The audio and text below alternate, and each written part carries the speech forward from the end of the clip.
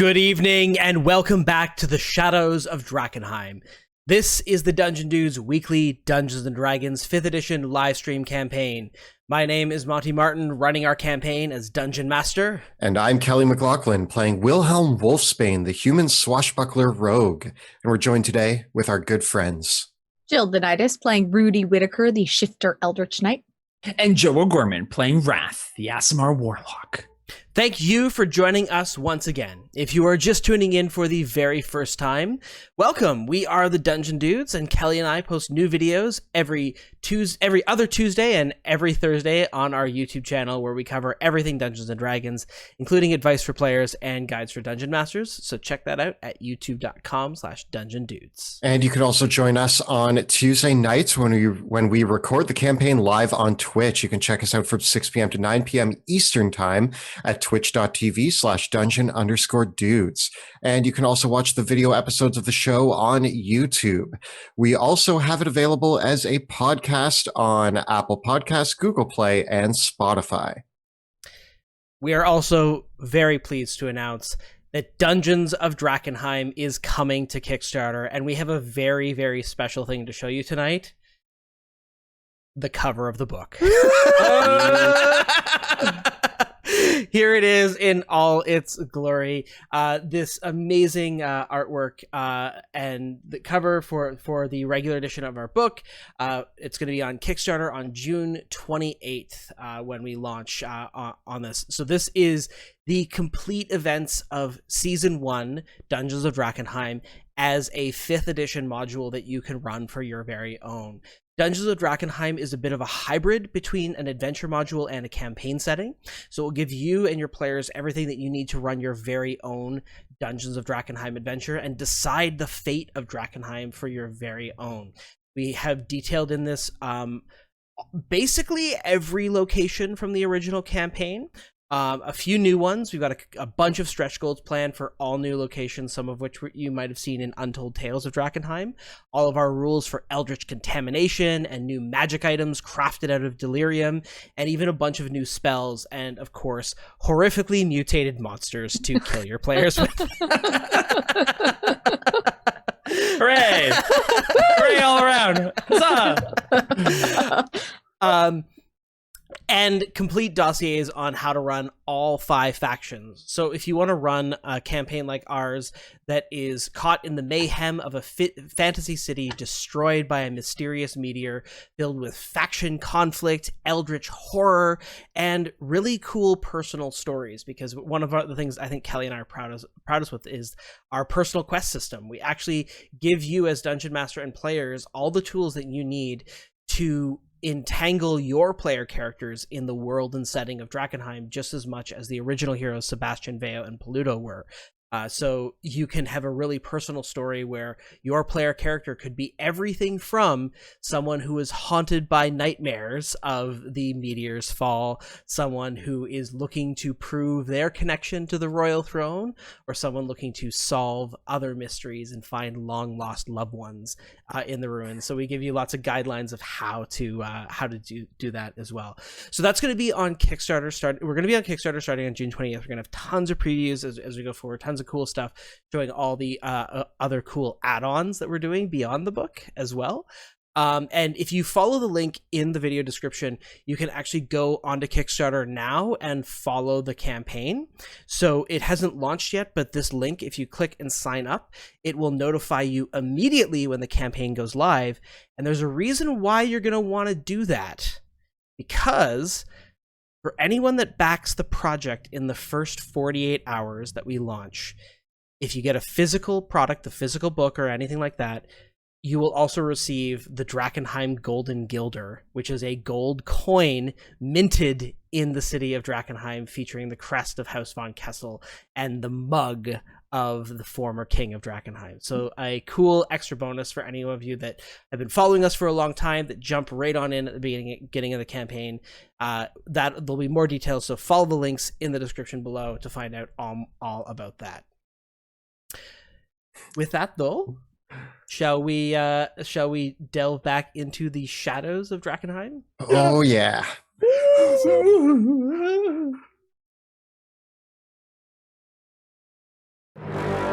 Drakenheim is no more. For 15 years, we foolishly believed the madness and mayhem of that crumbling city was confined to the ruins. We were wrong. Insidious horrors have crept out of the shadow of Drakkenheim into a world unprepared for such nightmares. Tales of strange magic, swirling haze, and unspeakable terrors echo through the villages and towns surrounding that accursed place. Now, the Dusk Wardens, a new band of heroes, are tasked with driving out the seeping tendrils of the spreading darkness before it takes root.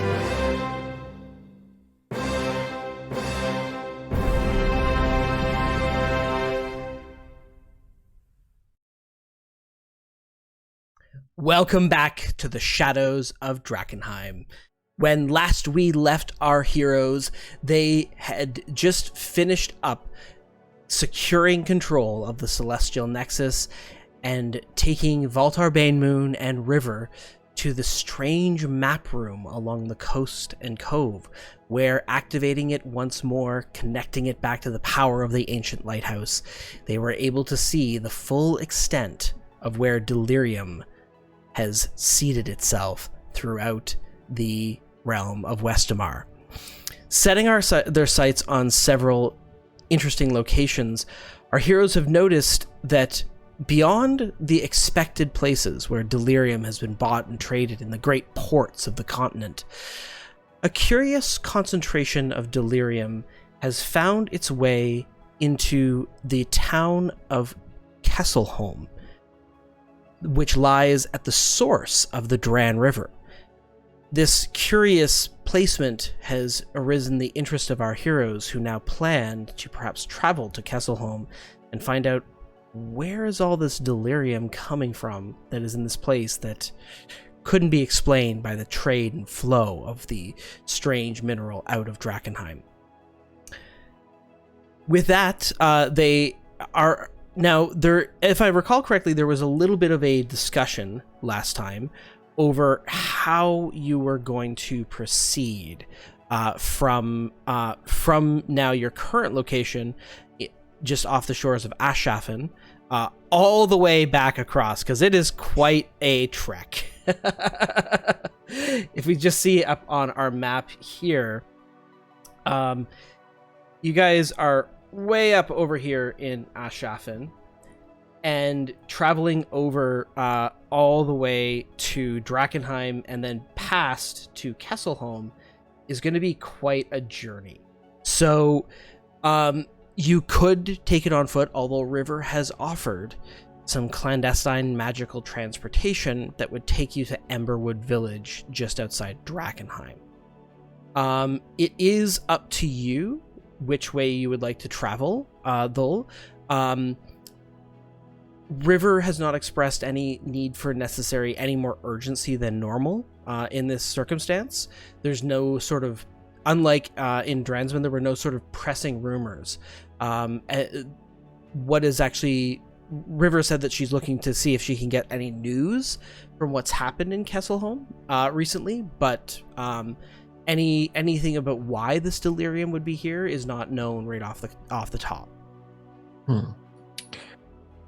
With my understanding of land travel, if Wrath were just gonna ballpark it, how long would it take if we took PD and the other horses and we went for it? It would be a pretty lengthy journey. If we're just going based on that.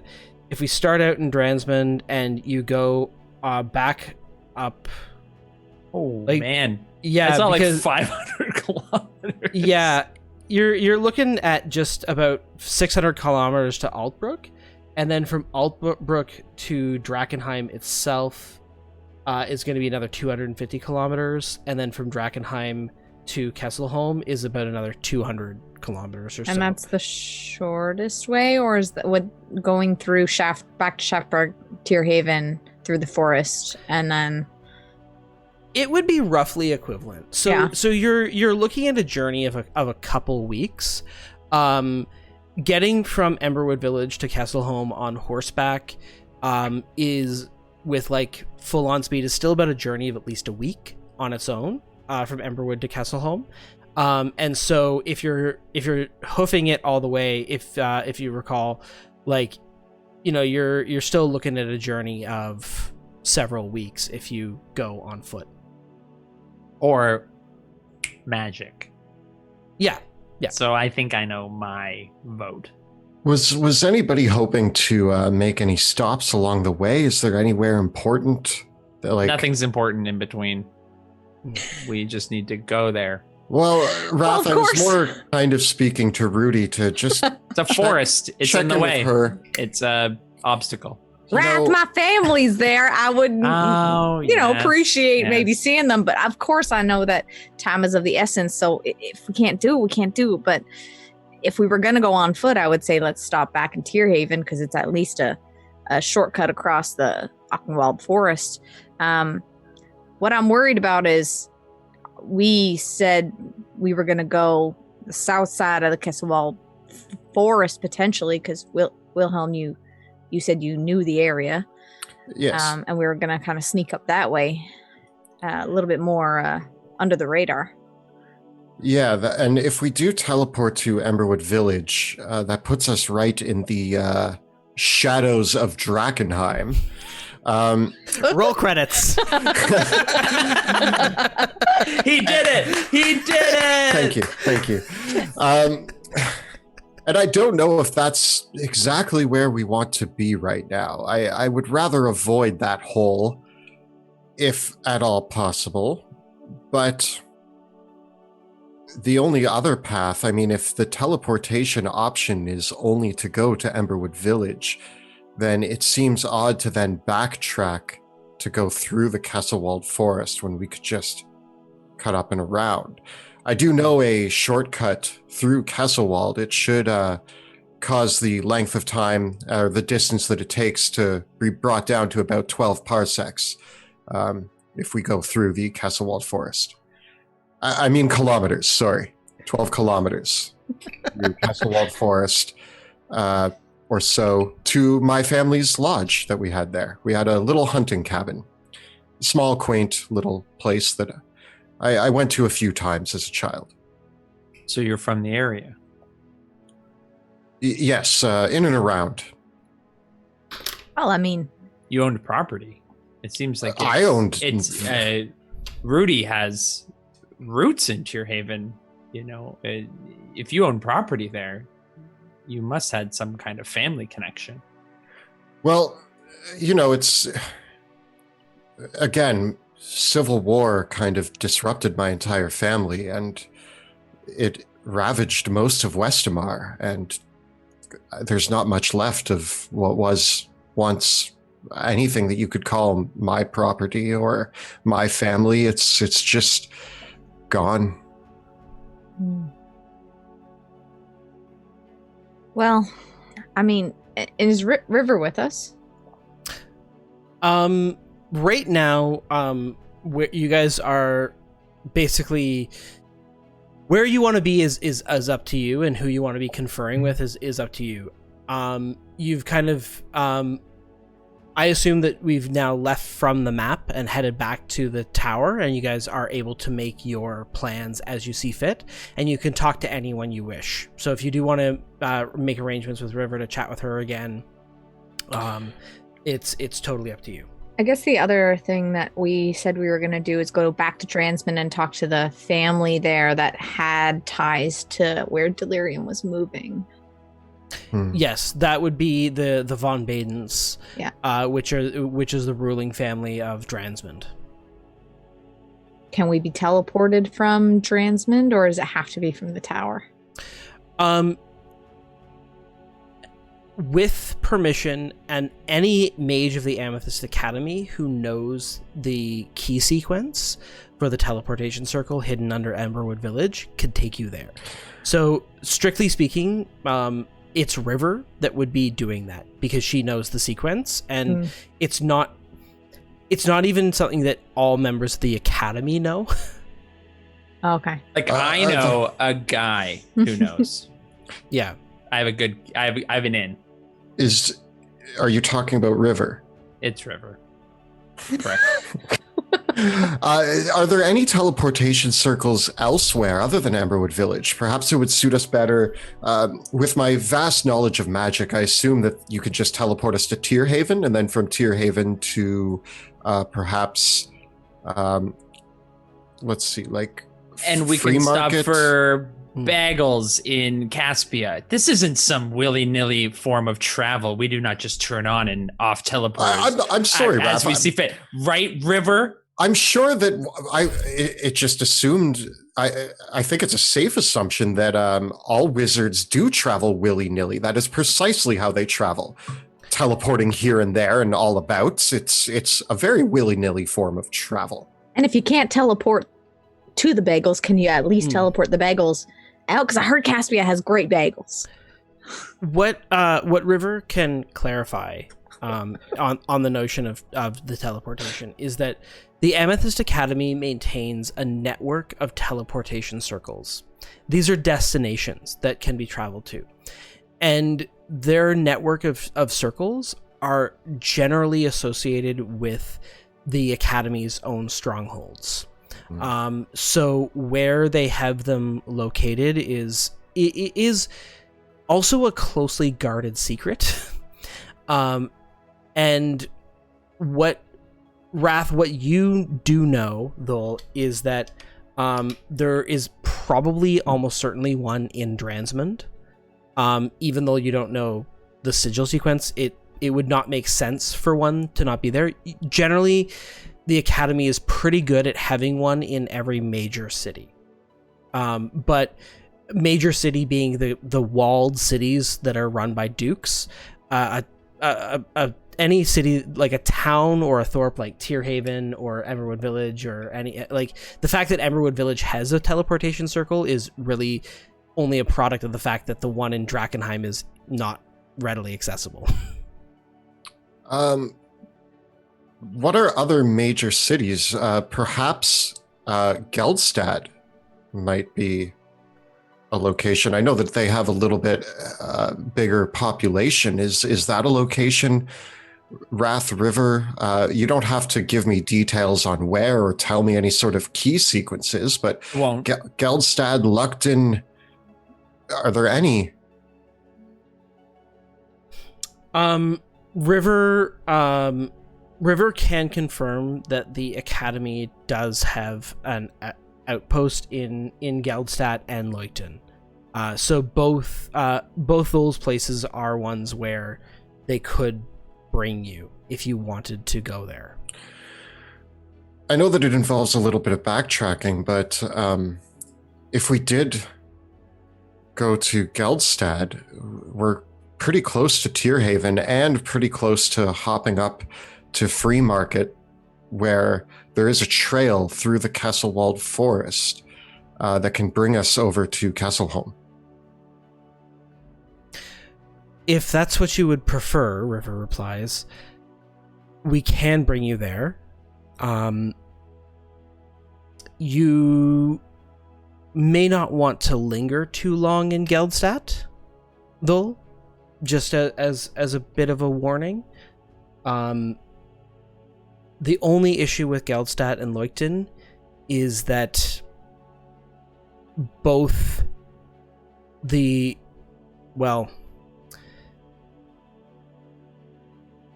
Baron Boris the Bold of Leuten and Ursula von Sindo of Geldstad have both joined the cause of the Silver Order.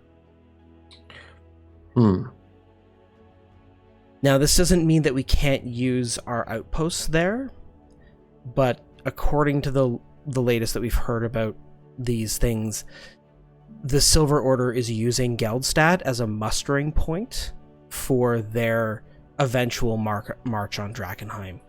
So right now, that is not... It's not a place that we like to make our presence very known now. Just giving you fair warning that that's what's going on.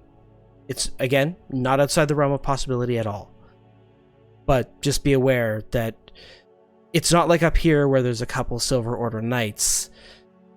Last I heard, there's several thousand Silver Order soldiers that are posted outside Leugten, and they have a small regiment already in Geldstadt trying to treat with Ursula von Sindo to lend all of her troops. Mm.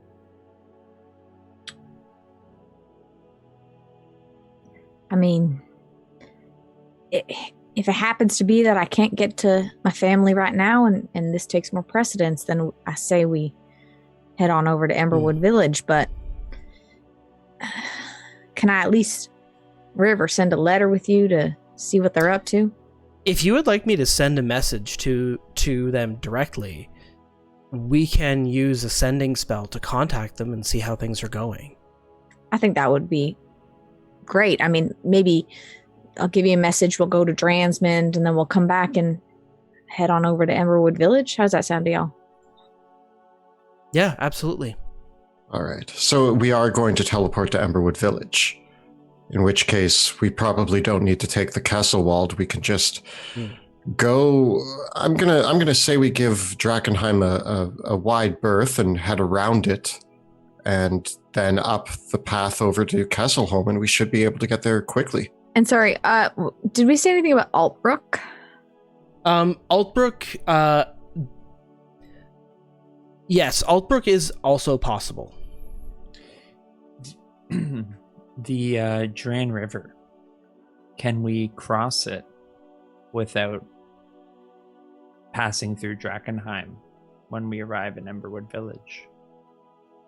Before we reach Kesselholm? Yes, you can. It might be worth. Altbruke also might be a good choice. Altbruke would take you north across Drakkenheim. Things are a little bit unstable there. Altbruke and Todsfeld were some of the most affected cities by the Civil War. We used to have connections with the university in Altbruke. It's a secular place, but it was burned to the ground during the Civil War. Wow. Our teleportation circle there is still intact, so we could bring you to it.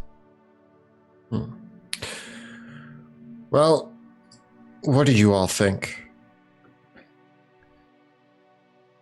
Well, our mission is to discover why this delirium travels against known means. It has shown a heavy concentration in Kesselholm, correct? And the path between Drakenheim and Kesselholm, going against the waters. This is quite troubling, and we need to discover its origins. Maybe the place that we land should have something to do with our investigation. Whether it be Geldstead to head north and try to determine how it's traveling, or Emberwood Village to go right to the source, or Altbruke to head north around it to also determine. I mean, basically, River says, Rudy, it seems like you're concerned most about your family. Like, if you want to investigate Altbruke and Geldstadt, that's one thing. But if you did want to go to Tierhaven to see your family, yes, it would be a detour, but it's not outside the realm of possibility. If you do, you have gone. It's not like we express this urgency, but if that is something that is important to you, certainly that is something that we can account for. I would be happy to accompany if you wish to do so. I would be happy to accompany you as far as Tierhaven, and then I can teleport you from Tierhaven to Emberwood Village. I mean, that's an option. Yeah, Voltar Banemoon said that this corruption that engulfs the Earth will take probably a few more centuries. I mean, what's a few weeks of travel? Mm-hmm. Yeah, that's not a problem at all. What do you say, boys? You up for it? I Wherever have some the road things takes to me. collect from my tower. We should probably make sure the ducks are all good and everything just in case. You know how they get out of hand this time of year, Wilhelm? I mean, without us around, I'm sure the ducks have run amok and caused a fiasco over in Tierhaven. But it'd be mighty nice to see my family again and just make sure they're okay. I don't often take time away from them like this. And, you know, the little ones grow up so quickly. Certainly. What would you like? Would you like to send a message to them? Yeah. Yeah. 3 words. Mama's coming home. Yeah. Yeah, that's a good one. Just quick and easy. I'm gonna write it out. Yeah. Give me one moment. Yeah, absolutely. Um, So River says, all right, in the morning, I will bring us to Altbruke, and it will be probably from Altbruke to that journey from Altbruke down to Tierhaven. We're looking at roughly 180 kilometers. So you probably, at a good clip, you're probably looking at about a 6-day journey or so. Perhaps less, depending on that. And from there, you can bounce up to Emberwood Village, and from there to Kesselholm. All right. Sounds good. Okay. Is there anything else in terms of equipment or supplies that you would like to procure from the Academy while you have the opportunity? River does say there'll be more chances for this. She says, for myself, I have business to attend to in Emberwood Village, so I will be staying there once we get there. But if there is anything else that you need, now would be an excellent time to make those arrangements. Well, are we expecting... I mean, I guess we're never expecting trouble, but it finds us anyway. I suppose some more of that ointment that we had could be useful. If there's any more of that we could gather. The ointment, maybe a potion. The Aqua Expurgo, if we plan to find masses of delirium. I mean, especially if we're going to end up in Emberwood Village, I don't want to be within 10 miles of Drakkenheim without having some Aqua Expurgo. Certainly, we can make sure that you're all provided with a dose with the set to bring with you along the way, and some other supplies and provisions as well. I'll make sure that a care packet goes out with you as we go along. And our Sounds horses, of course.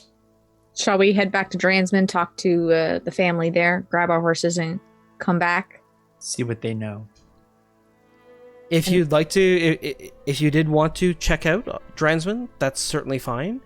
I suspect if we want to investigate Kesselholm, and we want to investigate these issues in Dransman further, it might be a bit of a detour to do that. So, okay. If you're not, as much as I would love for us to check that out, if you're not going to follow up with Valentin von Baden right away, it might be worthwhile holding out on that, because it could, who knows what else that could open up for us. Yes, it is a lingering issue, but They owe us a favor anyway, so we can hold off on that. Yes, it seems the mystery of where delirium is going and being shipped has actually become less of a threat than the fact that delirium is showing up where it shouldn't belong, which I believe is the more pressing matter at this time. Correct me if I'm wrong in that, but delirium showing up in places where it hasn't been shipped and it ought not to be is of utmost concern, I believe. Mm-hmm. River says, I'm confident that the delirium that is moving out of Dransmund is likely going to lands beyond the continent, which is concerning, but it's been doing that for a long time.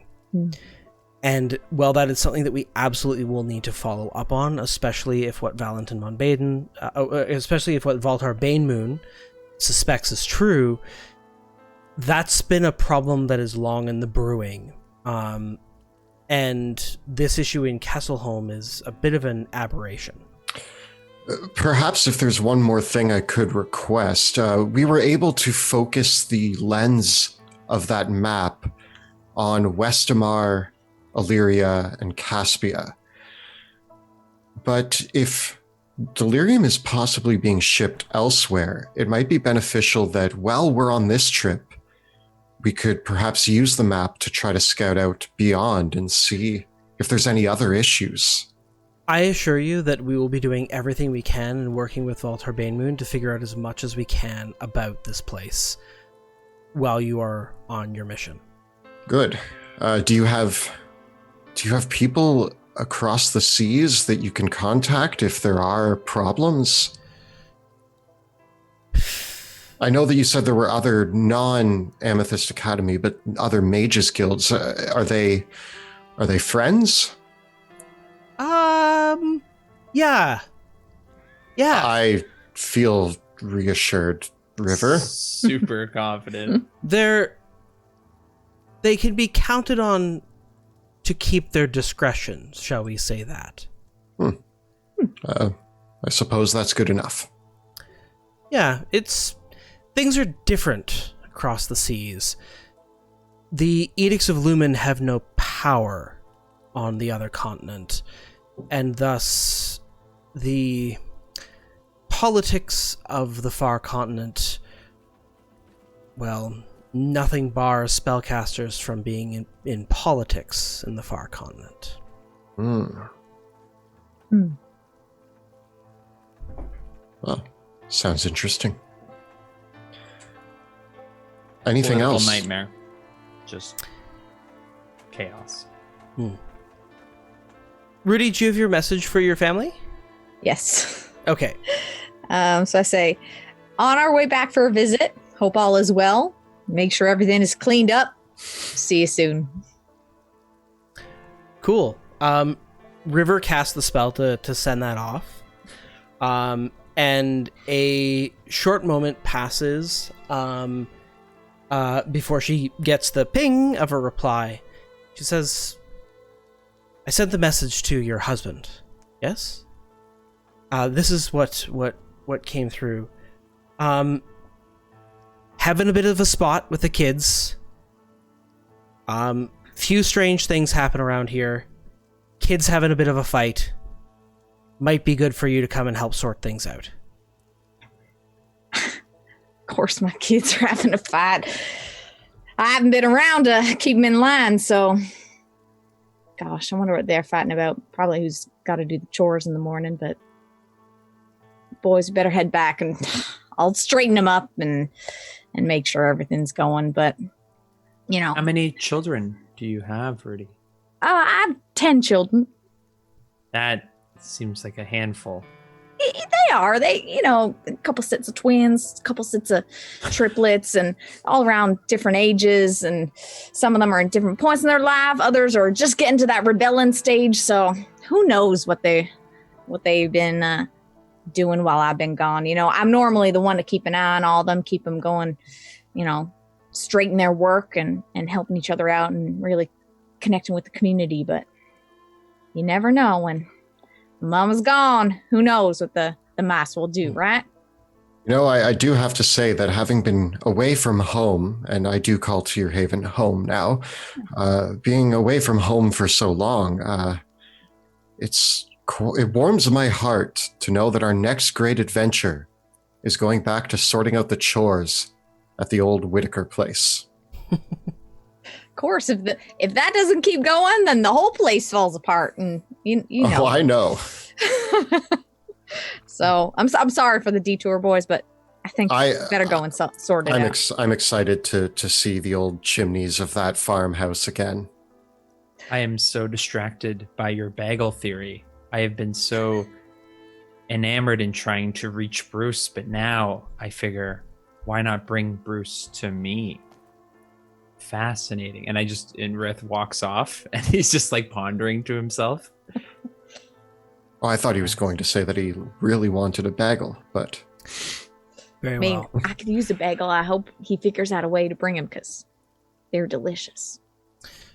It says, I hope everything's all right with your family, but it's no trouble for us to pass through. After all, we had some weird things happen in Tierhaven once already, and so it is worth checking up on things there once again. Of course, I want to make sure also that if the weird thing has to do with delirium, that we haven't seen a surge of that come back in that area.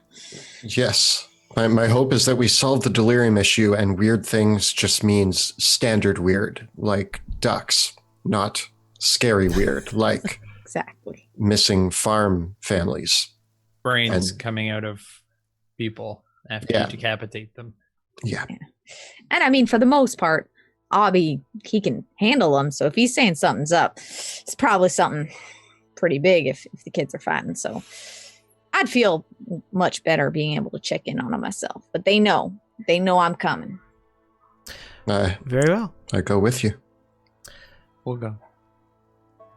You spend one last night resting up in the Celestial Nexus Tower before planning with River to set out the next morning. River meets you outside the tower the next day, and she has donned her traveling kit and supplies, and she said, I've made arrangements ahead. We won't be able to teleport your horses. They'll be in Dransmund, but I did make arrangements to get us some horses in Altbruke for the journey. Oh, that's fine. I gotta name this one now.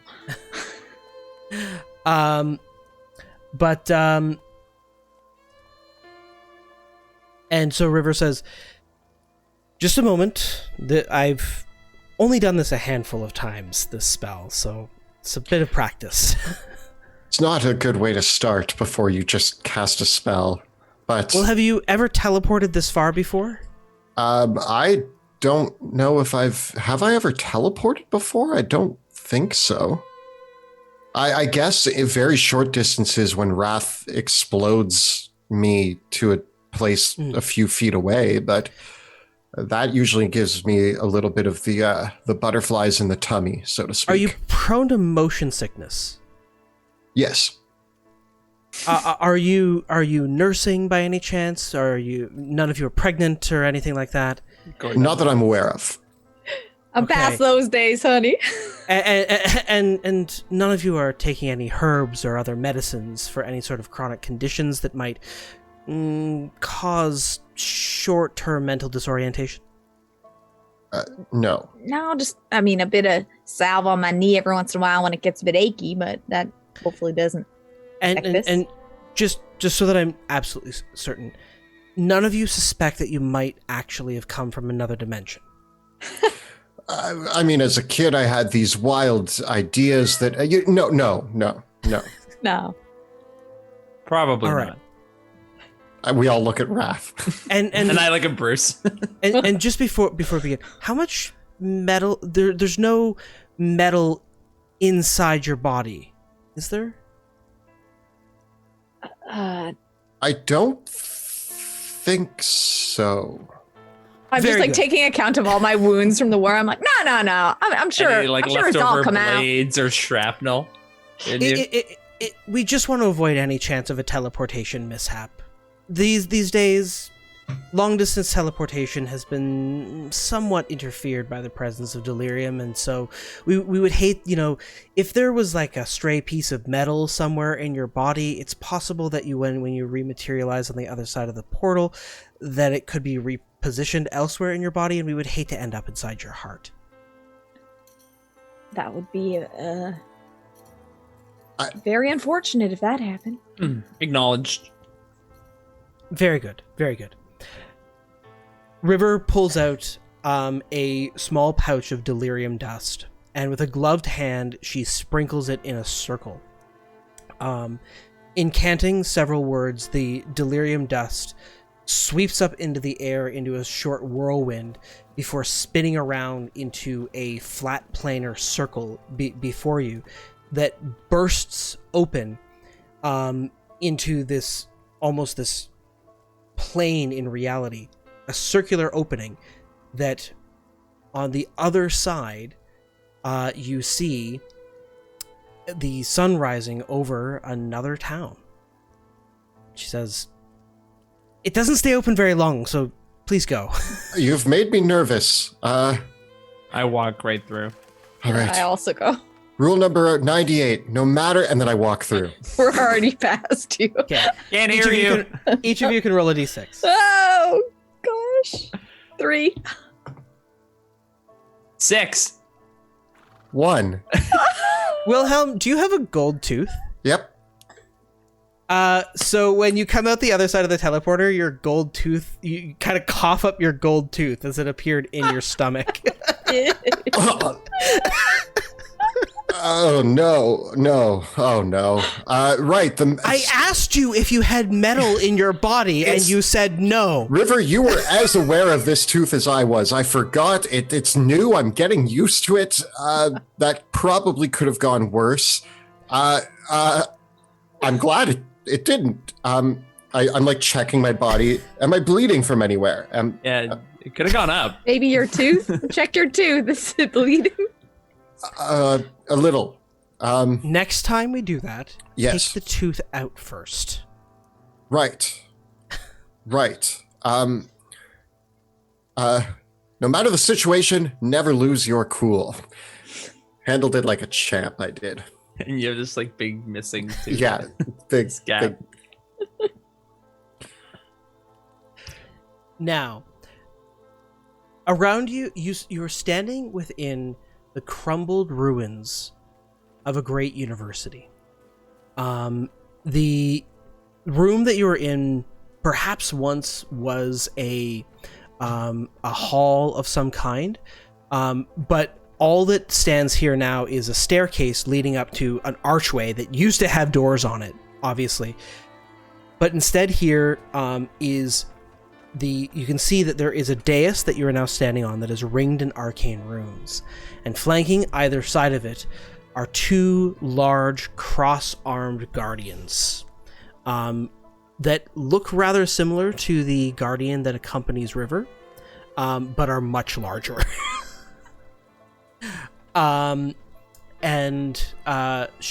River says, The university was destroyed during the war, but fortunately the teleportation room survived. The teleportation circle survived. It was more expensive than the rest of the building, so that was quite fortuitous for us. Come along, we should be on our way quickly before anyone gets wind that we're still using it. She leads you up from the stairs, and you overlook where the university campus is in Altbruke. Altbruke is a small city of tightly woven maze-like streets. And as you step up onto the hill where the campus is built that overlooks the rest of the city, you can see the bridge from which Altbruke takes its name, the Altbruke Bridge, which is a arched causeway that stretches all the way across the Dran River, with 2 towers in the middle, because the central platform of the causeway can be fully raised up to allow shipping to go further along the Dran River. The red bricks and white plastered buildings of Altbruke are otherwise the city itself, though it still bears the scars of the war, is still a lovely town of rather wealthy and educated individuals who and the place itself is still under the rule of Duke Malkadar Engelhart. As you pass through the streets, there is a bustle of activity as the morning trading and is beginning in earnest. All right, everybody, blend in. Oh, I am. We don't have to worry. Is River hiding her appearance? Is she wearing her Academy robes. Sort of River like... is not too worried about it. In Altbruke she says Altbruke is not generally the place where you have to worry about concealing your identity as a member of the Academy. Okay. It's an Academy-friendly city. I'm sort of following her lead because even under my confidence, I've never truly been to Altbruke. Like some of these places are still foreign to me, so I'll play off her. Mm-hmm. I've read a little bit about Altbruke. Seems the war has taken its toll on some elements, some of the more grand elements of this city. Mm-hmm. She says the only thing to be worried about is there's a bit of an educated rabble that is here in Altbruke. We'll be passing through the square shortly. You'll see what I mean, but pay it no mind.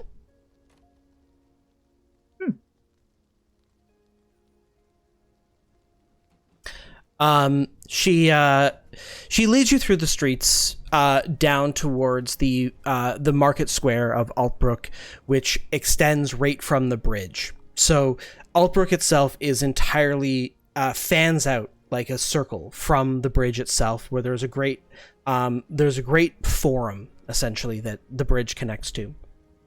And as you come to the forum in a bristle of activity, you start to see that there are placards and slogans that are painted all over many of the buildings, all throughout Altbruke.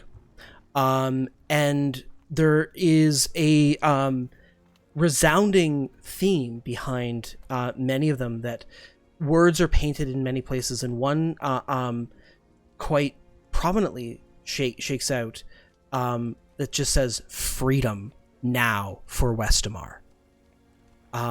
Is painted in prominent red letters across one of the streets and buildings across here, and there's a man that's kind of starting to wipe it down, and there's another one that you see being painted almost across the street. You see someone is painting the words "Illyrians get out," and another that says "Caspians not welcome here."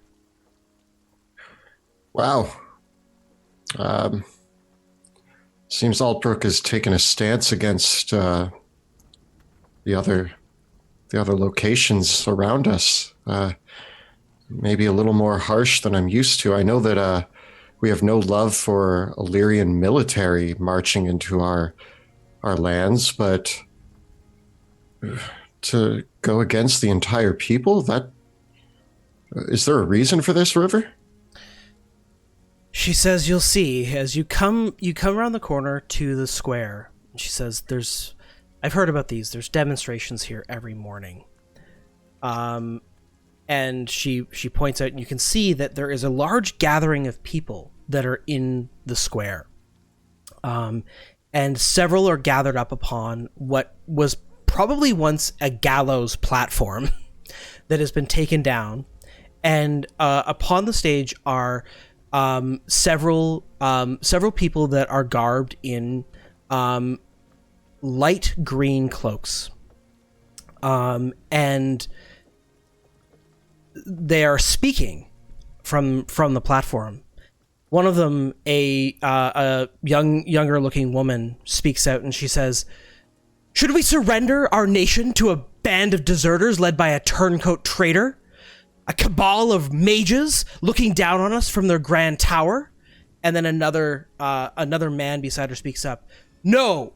And should we surrender our nation to a bastard child manipulated by Caspian puppet masters? An invading army of foreign zealots? No!" And so suddenly there's a roar from the crowd as the assembled people there all start chanting, "No, no, no." And it grows in volume as even some of the passerbys stop what they are doing to see this throng of people that are listening to these others speak.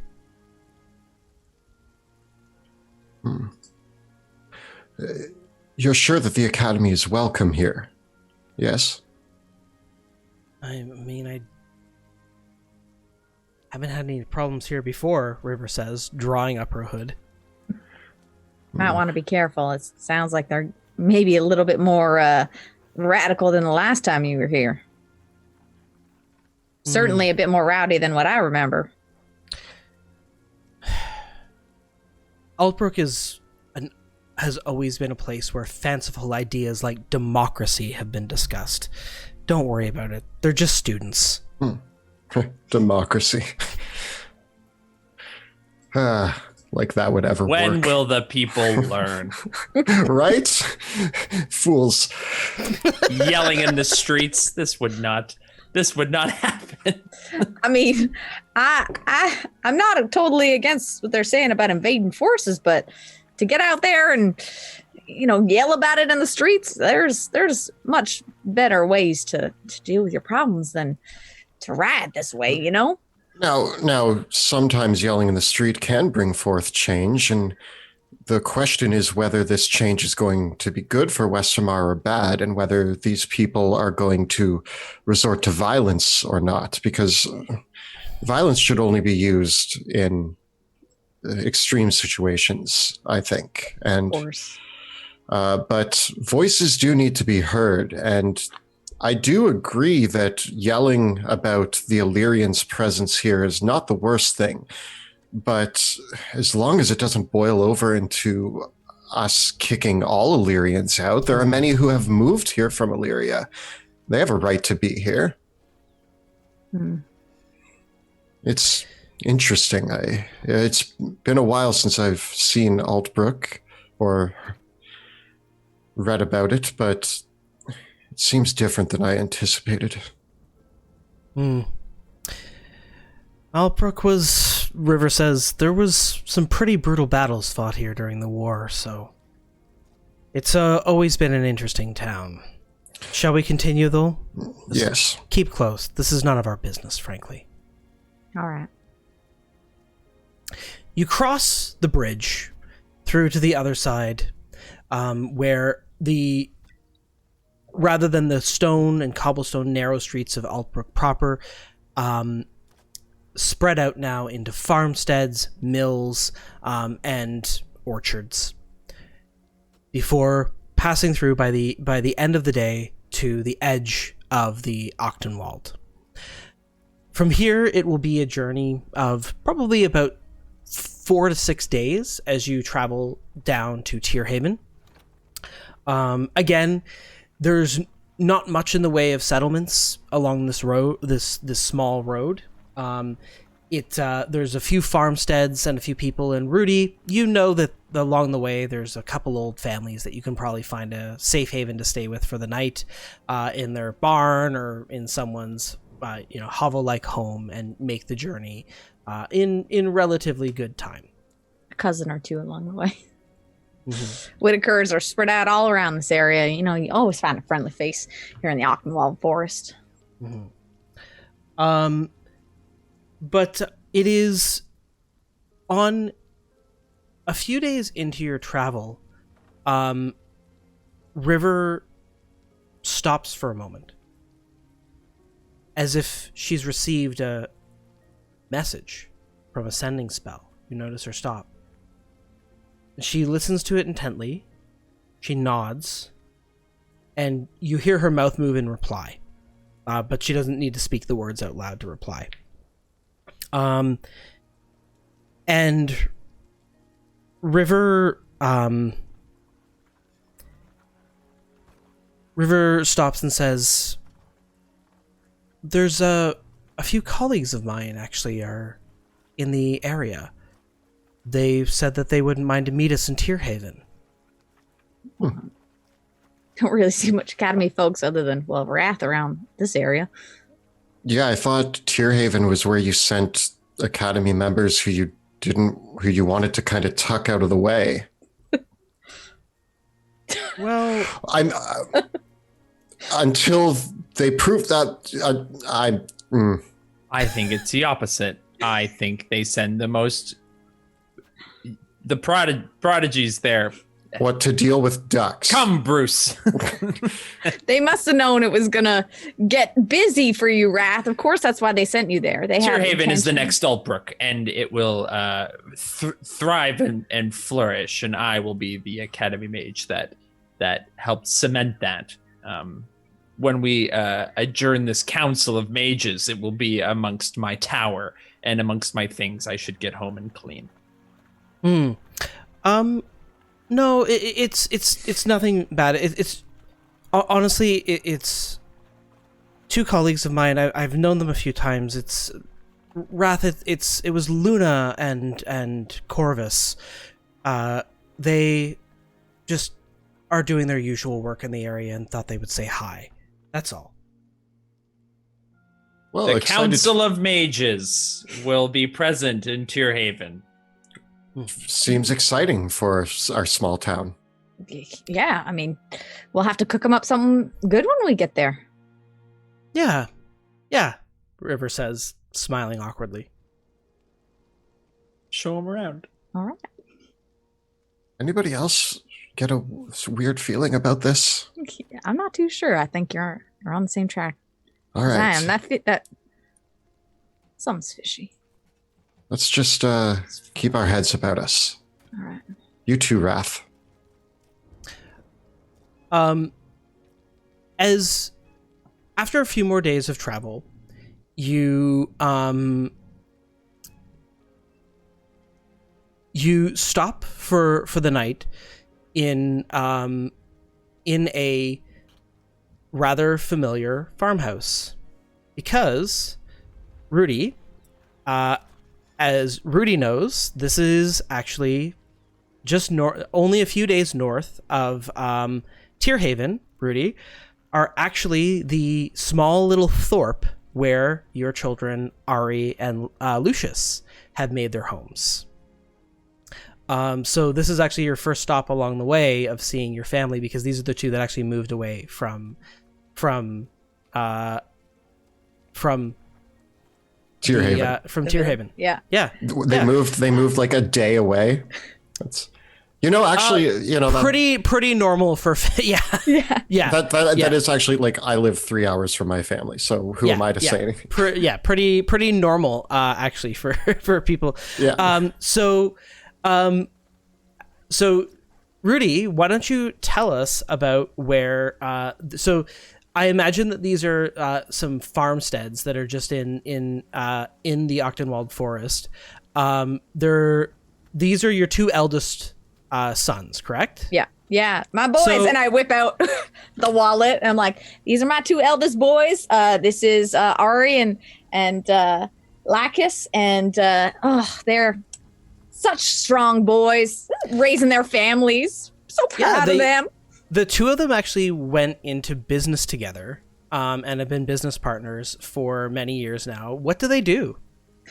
They farm all sorts of animals, specifically like different wildlife, like sheep and things that, of course, that a wolf mother like myself would really enjoy putting on the table. They essentially provide a lot of the good meats for the area.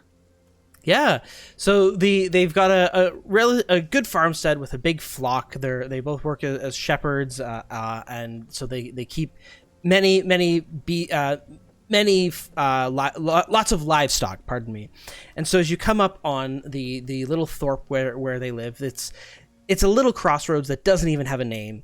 But the Ari and Lycus, Lucius, Lycus, and their families, and it's just as you come over around the hill, one of your grandchildren immediately recognizes you and runs up to you through the fields towards you. It is your granddaughter Una. Una! Ooh! Una, come here, little one. Can't wait to see you. Look how big you are.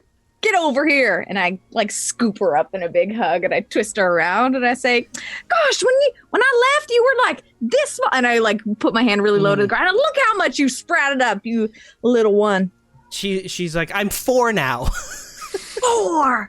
Oh my. I mean, I'm glad you can count the numbers now of how your age is. That's a bit different than when I saw you last. So proud. How's everything going? How's your cousin? Has Ari had his little one yet? Yes. Yes. So, and Ari's had a second one yet. What is their name? Oh gosh, I didn't come up with that. Twyla. All right. Nice. Works good. Nice. Works good. So it isn't before long that the rest of your family, your 2 sons and their spouses and their children, come out to greet you and welcome you into their humble but comfortable homes for supper. With lots of rejoicing, and you get to meet your granddaughter Twyla for the first time. And there's lots of celebrating. And as you settle in, Ari said, Ari mentions, yeah, so we heard from Dad that you were coming down this way, and he said that we should actually come down with you as well. Yeah, over to Tierhaven? Yeah, he said it would be a good time to get the whole family together. Yeah, sounds good to me. How long has it been since you've seen your fam? I mean, I was down about 2 weeks ago. Just brought in some mutton for Dad and everything. It's been a little bit tense, to be honest, Mom.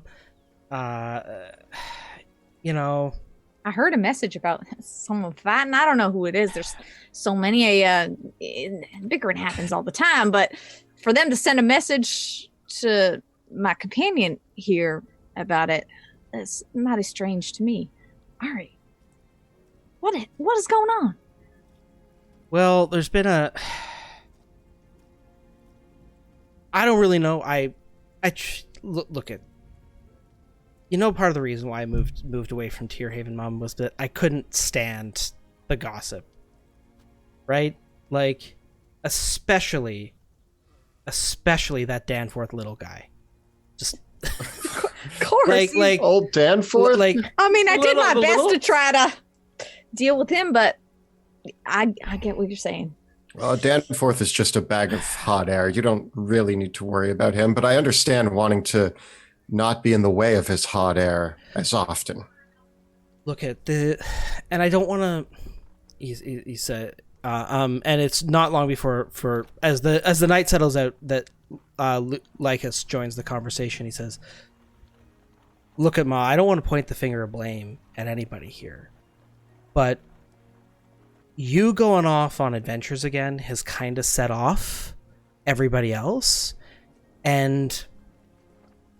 Look at, we're not like you, okay? And as much as, I love all my brothers and sisters, they're not either, to be honest. And they weren't made for the kind of life that you lived. But there's a big fight because Rena has gone off. And now, not only has Rena gone off, and no one's seen her since a few weeks after you left, but, well, now Corbin and Palmoa are also talking about it. And it's getting weird, too, because I think Buck is thinking about it as well. Everyone's leaving.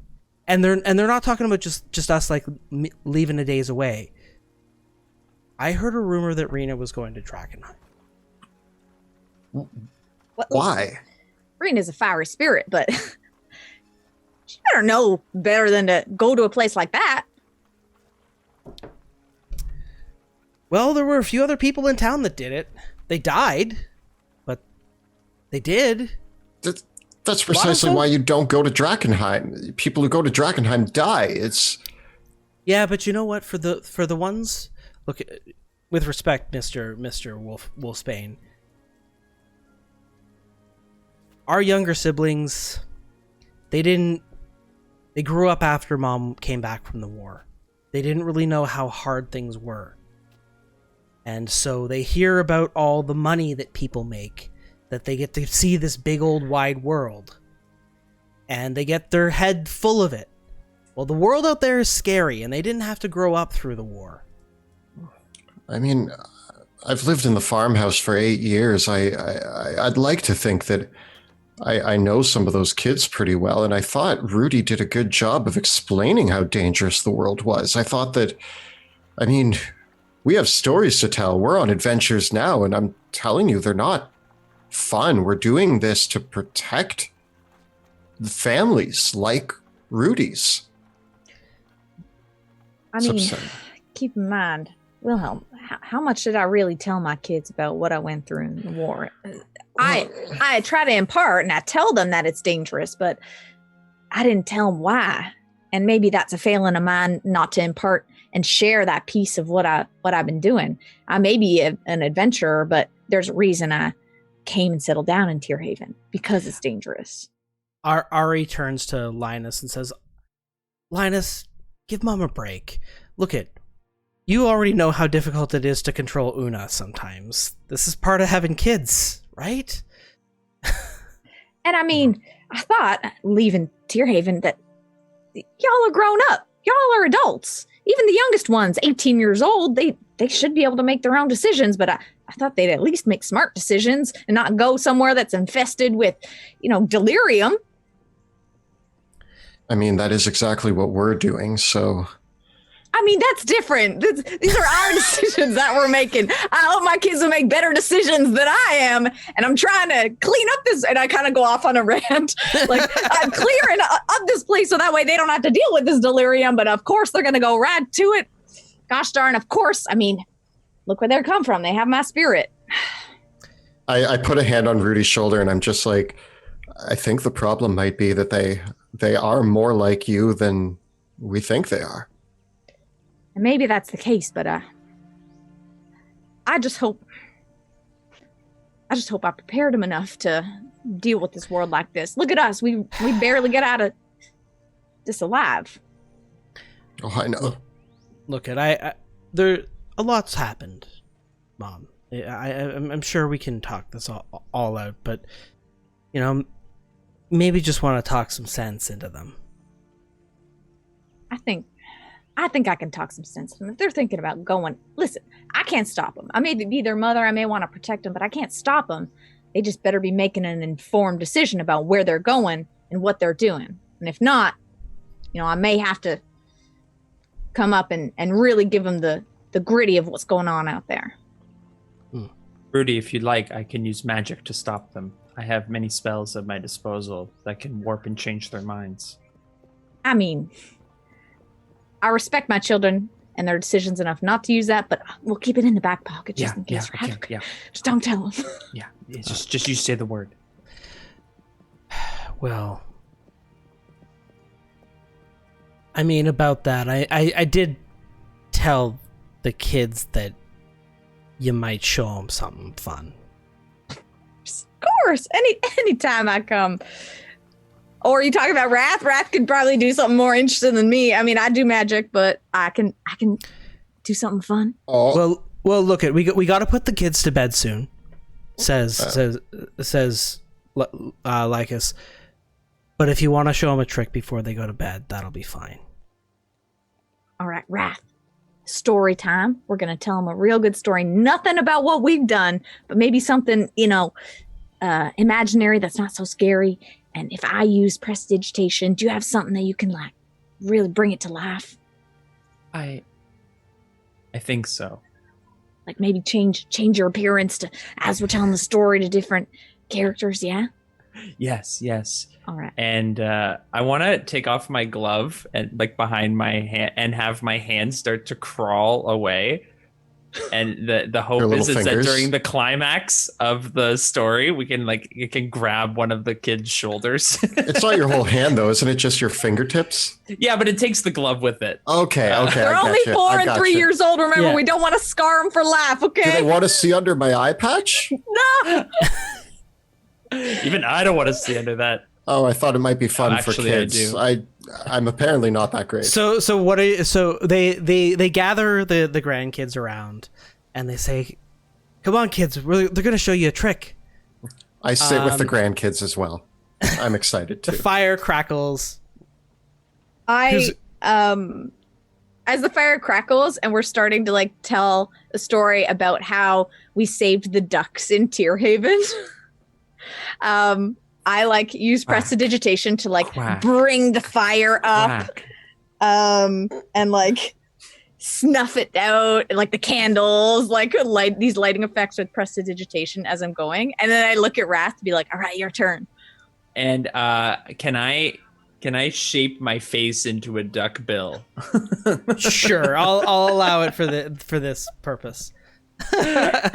Into it as Rudy is describing these different features. I'm trying to keep up with and even in minor illusion, we can kind of create this sort of like visual tapestry.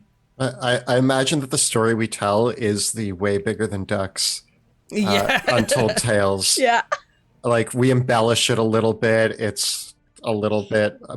Make it a bit less scary in the violent parts. Yeah. And your mom chopped so many heads off. I mean, no. And it's nanny. I'm nanny, grandma. Decapitated several people. That was when we were first reintroduced to the Red Huntsman. Breathed in the blood of her enemies. And it gave her strength to overcome. Oh, should I? Yay! At the end, I like do the sparks for prestidigitation. I'm like, and that's how why there's ducks back in Tierhaven. Woo! They clap. Even River smiles a bit as at the display of the of the magic. As the night calms down and you all take your beds, Rudy, as you're settling down for the night in a guest room that they keep for Mom, there's a knock at your door in the middle of the night. Come in. It's Una. Una, shouldn't you be in bed, darling? She says, "Nana, I can do that too." And she opens her hands and makes a very crude little duck appear in them. "Can you show me how to do more like you?" I can, darling. And I come and I take her hands. I say, when did you learn to do this? Just after my birthday. Just after your birthday. Who knows about this? She shakes her head. Oh, you telling me I'm the first one to know? Yeah. Wow. I mean, that's amazing. It is something that runs in our family, and I learned it from Maya, Nana too, and I'll teach you some. I may not be able to teach you a lot before I have to go, but I'll teach you a little bit if you want. But you should probably tell your pop about this, just so he knows as well. Okay. Right. And I spring. What am I doing? I just do a little like light of sparks, and I say, we'll have some fun with it, and we'll teach you how to use it and use it for a good purpose. All right, hun? She smiles and scampers off to bed. All right. And that's where we'll take our break. Interesting. We will be back in about 20 minutes. And be sure, those of you in chat, we usually take a question after the break about a preview from the book, the Drakenheim book. So let us know a question that you have about us in chat there on Twitch about anything. Ask us anything about the upcoming Dungeons of Drakenheim book. We'll take one or two of them after the break, and we'll see you in just a few minutes. And we are back from our break. We have finished our consumables, filled up our potions, and we are back in the game. So during the break, we got some awesome questions from chat about what is going to be in the Dungeons of Drakenheim book, which is coming up on Kickstarter. So a couple cool questions came up in chat, and I think one of the ones that really stuck out to us was a question from Snack Daniels, who asked, where does the book place the party at the start of the adventure, and does that shape the beginning of the campaign? So the cool thing about the way we kick things off is we have a couple cool stretch goals for an alternate start to the beginning of the adventure. But the default assumption is that your player characters are going to come together to Drakkenheim through their personal quests, and we give you guidelines on how to make personal relationships and connections between your characters during your session 0. So we're actually very explicit with Drakkenheim. You gotta have a session 0, and you gotta make the connections between your characters. And then our bit of advice there is that during your session 0, your player characters might be interested in one or more of the factions. And if that's the case, you can simply start your campaign in the same way that we started ours, with your player characters already in contact with one of the faction agents. And so many of the adventure sites in the city, like the Rat's Nest, well, you don't have to be sent to the Rat's Nest by River. You could be sent to the Rat's Nest by Ophelia Reed or Blackjack Mel, or even the Hooded Lanterns. So we've invented ways that you can actually change the plot of the adventure sites, like the Rat's Nest, change the details to hook in with whatever factions your player characters are most interested in at the outset. And for those of you that want your player characters to have a more neutral experience, I see a lot of comments all the time of like, our player characters are tied at the hip to the Amethyst Academy, which, you know, we gravitated towards the Academy when we were planning our campaign in our session 0. But your players might not do that, and so we're hoping to have this structure at the beginning that your players can kind of just start exploring Drakkenheim and organically meet the factions and then decide who they want to work with from there. Kelly, anything to add to that? Yeah, if I'm really excited that we had a lot of requests for a more direct starting point. And so as a stretch goal, Monty and I wrote a little stretch goal called The Road to Drakenheim that will detail levels 1 to 3, because we kicked off the campaign at level 3 in the original show. So we have written a little Road to Drakenheim that is levels 1 to 3 adventure that would introduce the characters to what the setting feels like, give them a taste of some of the terrible things that they will encounter, and then kind of leave it up to them to decide how they then meet the world of Drakkenheim after that and what factions they engage with. So if we do manage to hit that stretch goal, that's one that I think is really cool, where we have now added in a little starting adventure to bring your characters up to speed if you wanted to start at level 1. And another question, Kelly, maybe you can take this one. Sam Crosshill wants to know, will there be any references to religions other than the Falling Fire and the Sacred Flame? There are. So the prominent religions in our world is the Sacred Flame. The Falling Fire is a relatively new religion. But we do have references. We get a lot of questions about how do druids fit into this world, or how do monks fit into this world, or like ancestral barbarians and things like that. And we've kind of, instead of elaborating on an entire cosmology, because the Silver Order, or because the Sacred Flame is the prominent religion, the rest of the religions are now referred to as the Old Gods. And it kind of is just a name given to the varied many religions that used to occupy the world. And there are added elements that we never explored in season 1 of our live stream. There are elements that we've added into Drakenheim. There are shrines and NPCs who do worship the old gods. And so those are detailed in the book, and if you are playing a certain character who doesn't want to be bound to either the Sacred Flame or the Falling Fire, you can choose to be bound to the old gods instead, which is much more open-ended, and nobody is really upset if you are worshiping the old gods. It's just kind of like, oh, you're old school like that. Weird. But it does leave it open-ended for the old gods to be a factor in the world of Drakenheim. And I think that we got a couple other cool questions that are really rapid fire. Rough page count for the book was asked by Ancalagon TB, and it depends on how far we get with stretch goals, but it could be anything from the same length as most of the other hardcover adventures to a bit longer than that, depending on how many stretch goals we hit and how much we can pack into this book. So hopefully it, like, I can say definitely over 200, but probably we won't be able to do anything longer than 300 or so. That might be the upper limit of what we're able to do. It's a pretty jam-packed book, though. It don't quote me on that. We're still in the process of the book where Kelly and I have finished writing the manuscript, but that's in Google Docs.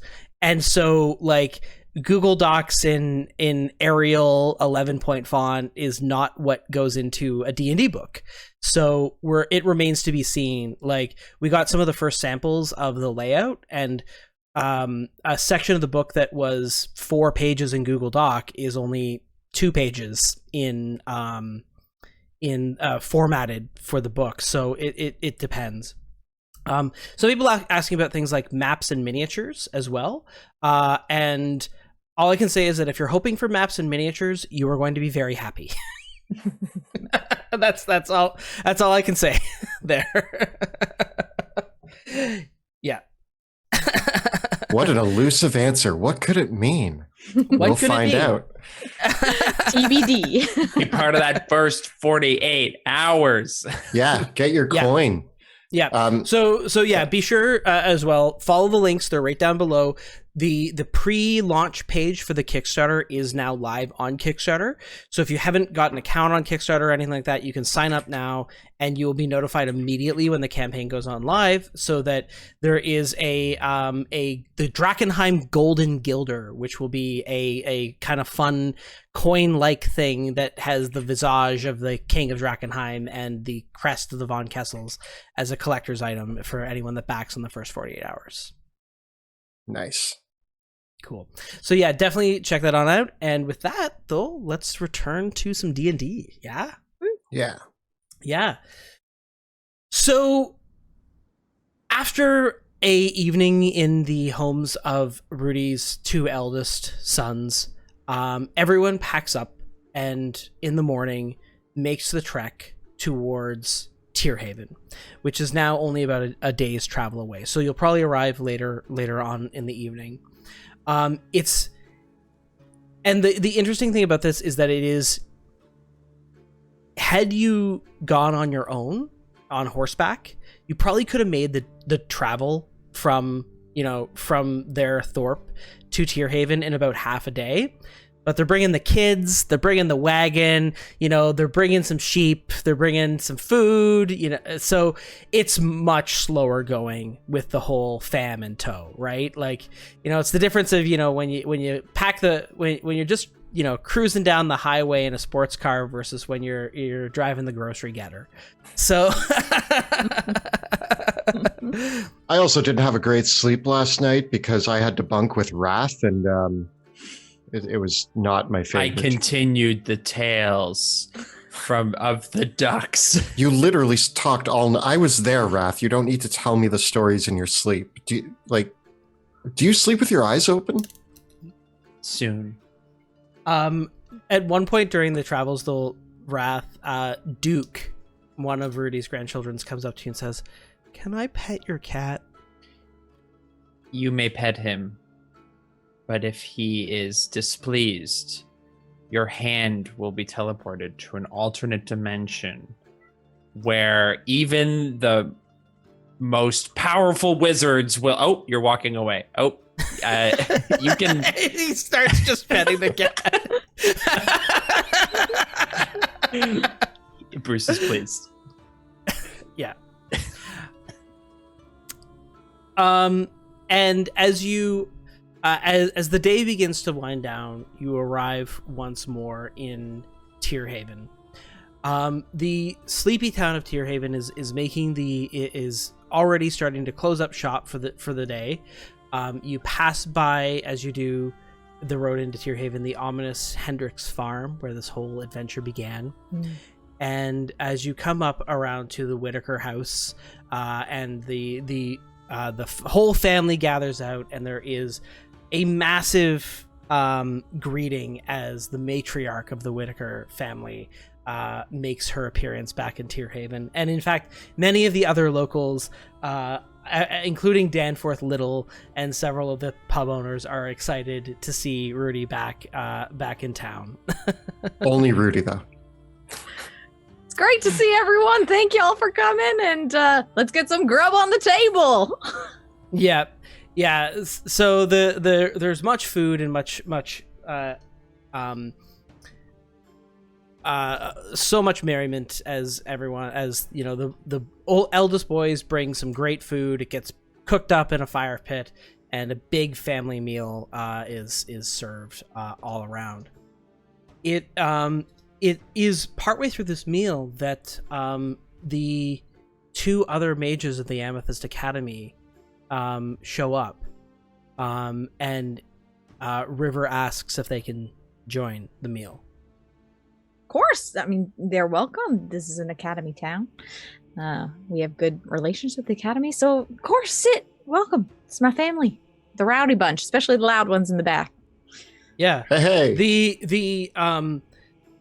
The two mages, one is a grim, stern-jawed man, probably in his early 50s, with thick lines on his face and black hair that comes straight down.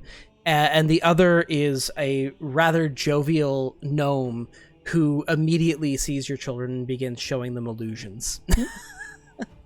And so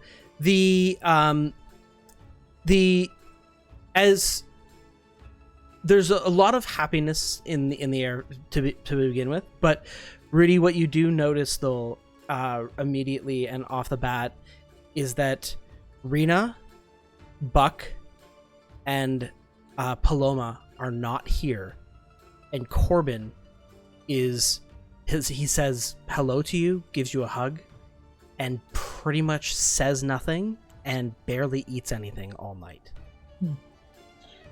I approach my husband, Abby, and I say, Abby, I can see that this looks all right on the outside, but what the heck is going on? Corbin over there, I've never seen him more sullen in my life, and we seem to be missing a few of our children. And that never happens. He says, listen, darling, do we want to get into it tonight, or do we just want to try to have a good time with our kids? It's been a long time since we've seen you. I know there's some rough times going ahead, but I kind of needed this.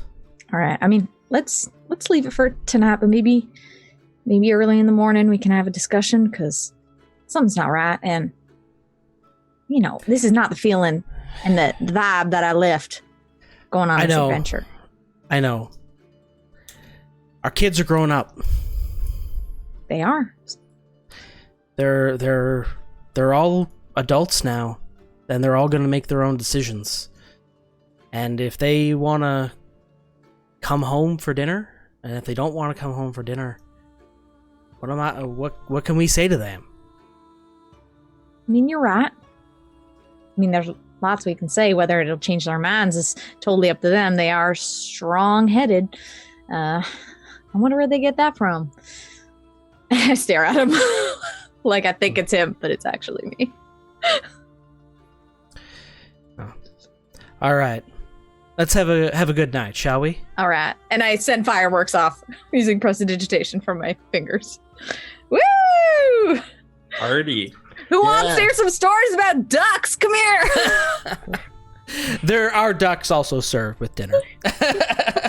Rule number 19, follow your nose, as I grab like an entire plate of duck and start eating it. I followed my nose here. The food smells delicious is where I was going with that. Hey! And I hold up my mead. As the night begins to wear down and the local guests who have come to go begin to wander off, is there anything else that anyone would like to do to pass the night before the drama of the impending drama of the next morning?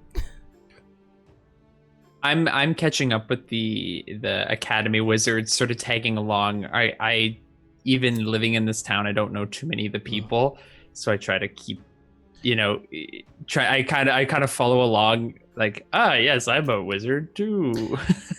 Yeah, the involving myself in conversation. You know, looking at these two academy wizards, exactly who they are. Well, you might have not met them specifically in the past. The two of them are definitely garbed for the road.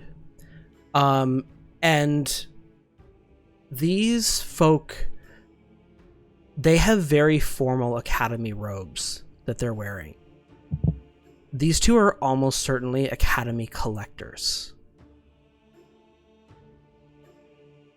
Which means that they are folk who, or more accurately, academy recruiters. Okay. Maybe I want to chat them up and see who they've got their eyes on, what cities they've been to, you know, what the current class is like. Back in my day, when I was a recruit. Well, the two of them say, of course, you, Wrath, you weren't recruited. You were born in the academy. It's very different. It's very different out here, says Luna. It can be a little touch and go. Sometimes when we travel through into a town, we have to... Well, not everyone knows the laws. Yes, they must be reminded. It's good that you're growing our numbers. I hope that business is good. It's just very important. Like, here out in the middle of nowhere, especially when there is delirium in the wild, potentially, having children with errant magical powers is something that we have to be very careful for. It's all right. Breed catastrophe if it remains unchecked. Yes. It's a shame. This seems like a very tightly knit family. But we'll handle it in the morning. For now, let's enjoy ourselves. Indeed. River nods as well.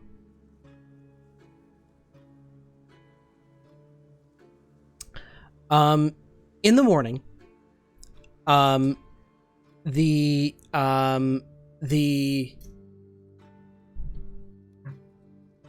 Rudy, I imagine you have a difficult night sleeping.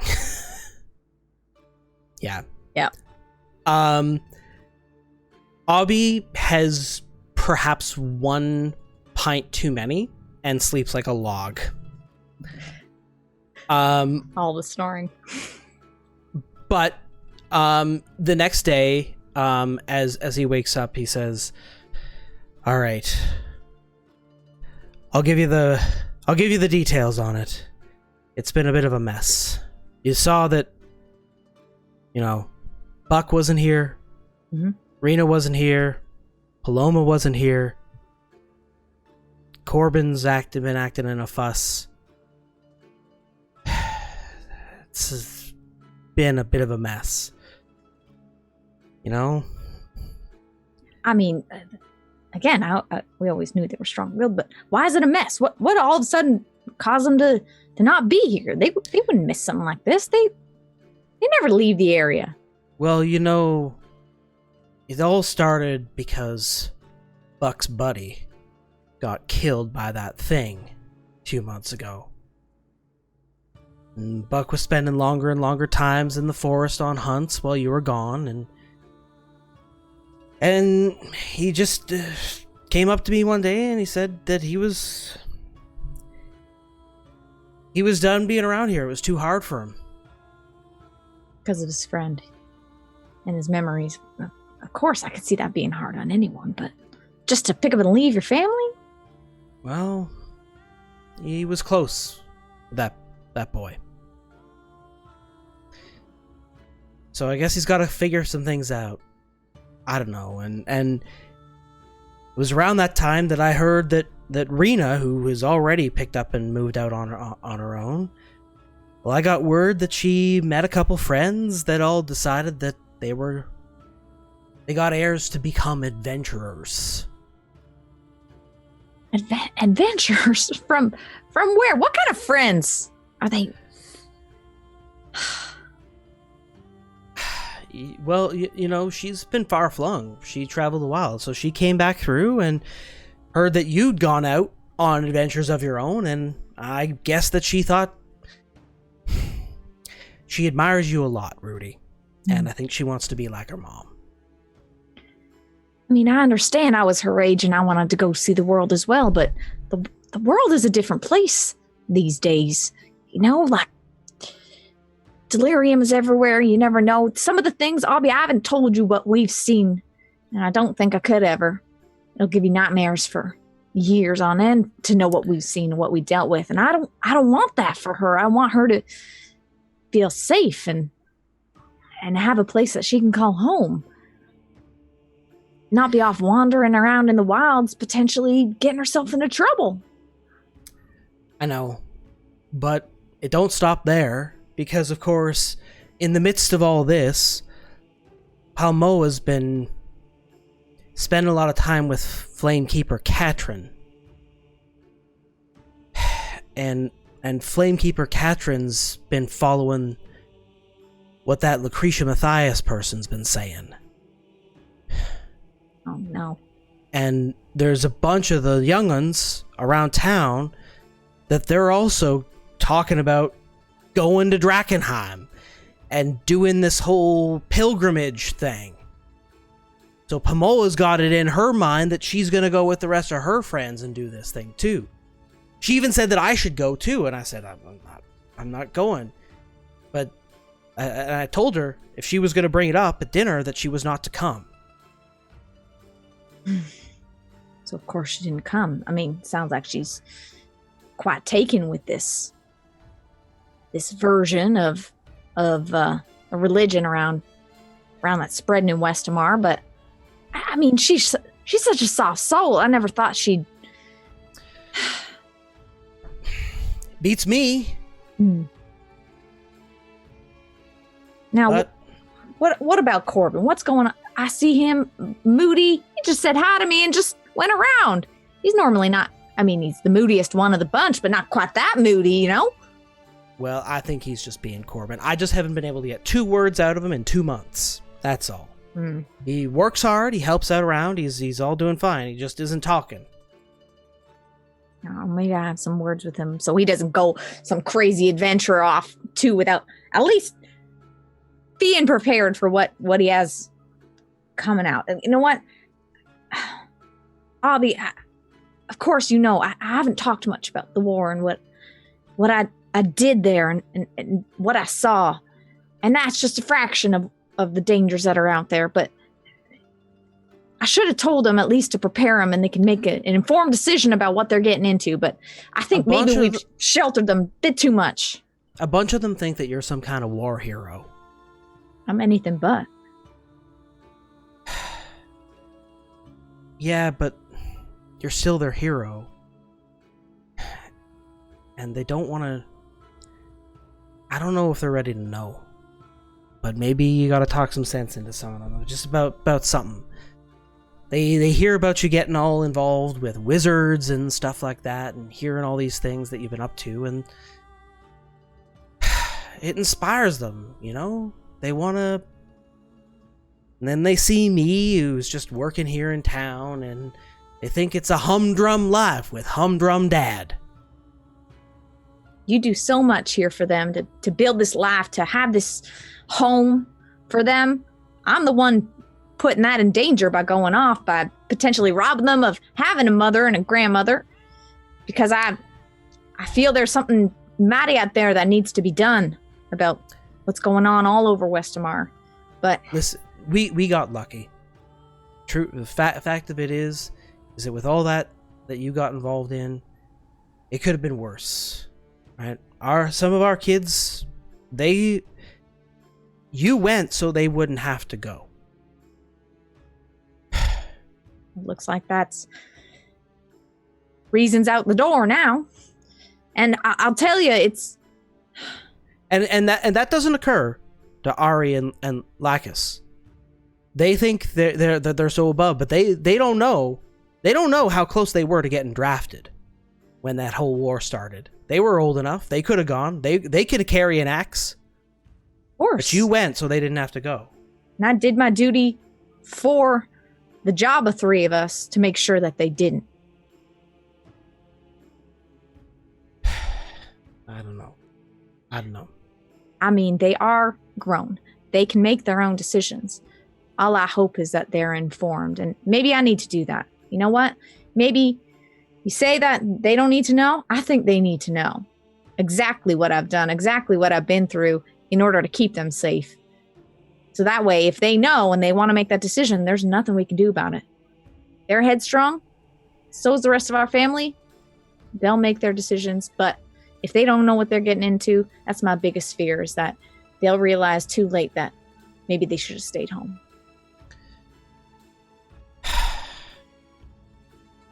Well, in any case, Marina's already gone. So I don't know if you're going to be able to track her down or anything like that and talk some sense into her. But maybe you can make sure that Paloma doesn't get it in her mind. Buck's out there as well. I don't know, maybe your friends can help us figure out where they've gone. Maybe we can do that. And I mean, I'm assuming they didn't let you know where they were going. They just went up and left. I mean, we act like it's such a... They are grown. I left my home when I was 17 and never looked back. So it ain't like it's... We can't tell them to stay home forever. I know you act like the den mother, but it's hard. I mean, we've had our time with our little pack here, and I get it. The world can be an alluring place, but it can be such a dangerous one. Maybe I'll talk to some of the kids, and I'll talk to the academy, see what kind of magical tricks we can come up with to potentially track them down, because we do. I can't stay long. We got bigger things happening around Drakkenheim, and in order to keep this safe place for the kids that do want to stay home, I gotta keep doing this. I gotta keep on the road and track down, because this isn't the same world, and it's not gonna stay the same world from what we found out on our journey. It's getting more dangerous and more chaotic, and I gotta do my best in this way. All sorts of people saying the world's just unraveling. And I thought at the very least it wasn't going to happen to us. I agree. But nobody's safe from the dangers that are coming our way. Nobody. It's going to tear this world apart.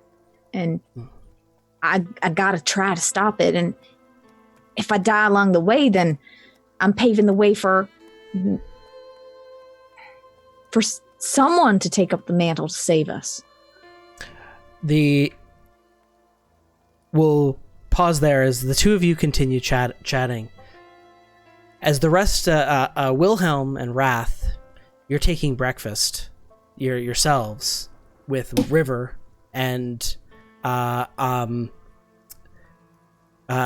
River's there with you with Corvus and Luna, and what's happening around with the few of you is you kind of hear that there's I'm guessing that Rudy and Obby have gone behind closed doors to have this conversation. So how are the two of you reacting to this as this is going on? Smash cut to Wilhelm with some of the other kids, showing them his sword, letting them hold it and be like, now this is how you become an adventurer. Now remember, rule number 18. Your blade is an extension of your soul, passion, and will. So you want to under the rib cage and up is the best way to go with the blade. So if you're ever looking for combat, this is the approach. You say on guard, and you approach them and like I'm just going on this rant. Let him hold it, Wilhelm. Let them hold yes. Here, hold the sword. See what it feels like in your hands. It's 1-year-old Hector's just like wild. Cool, right? As Wilhelm is distracting the younger grandchildren, River calls you over, Wrath, and says, and she kind of calls you over to chat with Luna And Corvus and River says, so, Wrath, I just wanted to check in with you. You've been spending some time with Rudy for a while, and I just wanted to... Maybe you could give us some insight on how we should approach this situation, because it seems like there's some family things going on right now, but we don't want to make it worse, but we can't...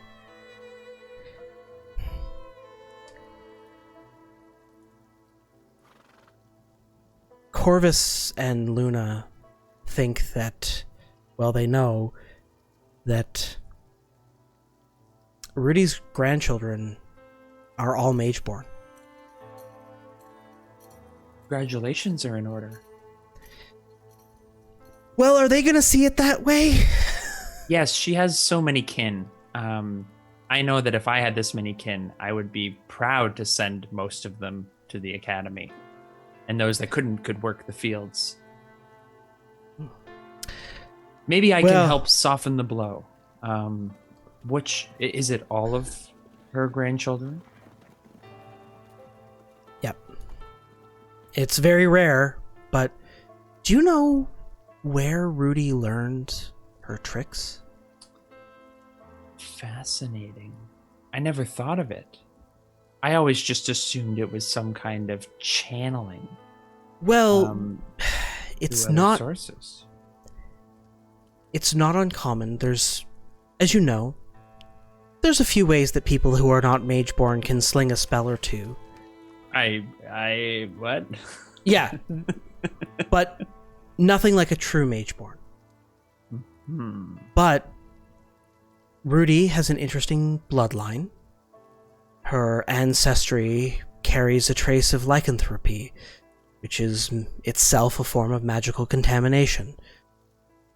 And if she's meddled with magic, there's been delirium in the area of Tierhaven. It's not surprising. We've been seeing that areas that have had a larger concentration of delirium have had more Mageborn. Children born. Fascinating. And is this recently, or has this been going on for a number of years? In the past 2 years, the number of potentials has tripled. Wow. And it's an increase since the meteor fell.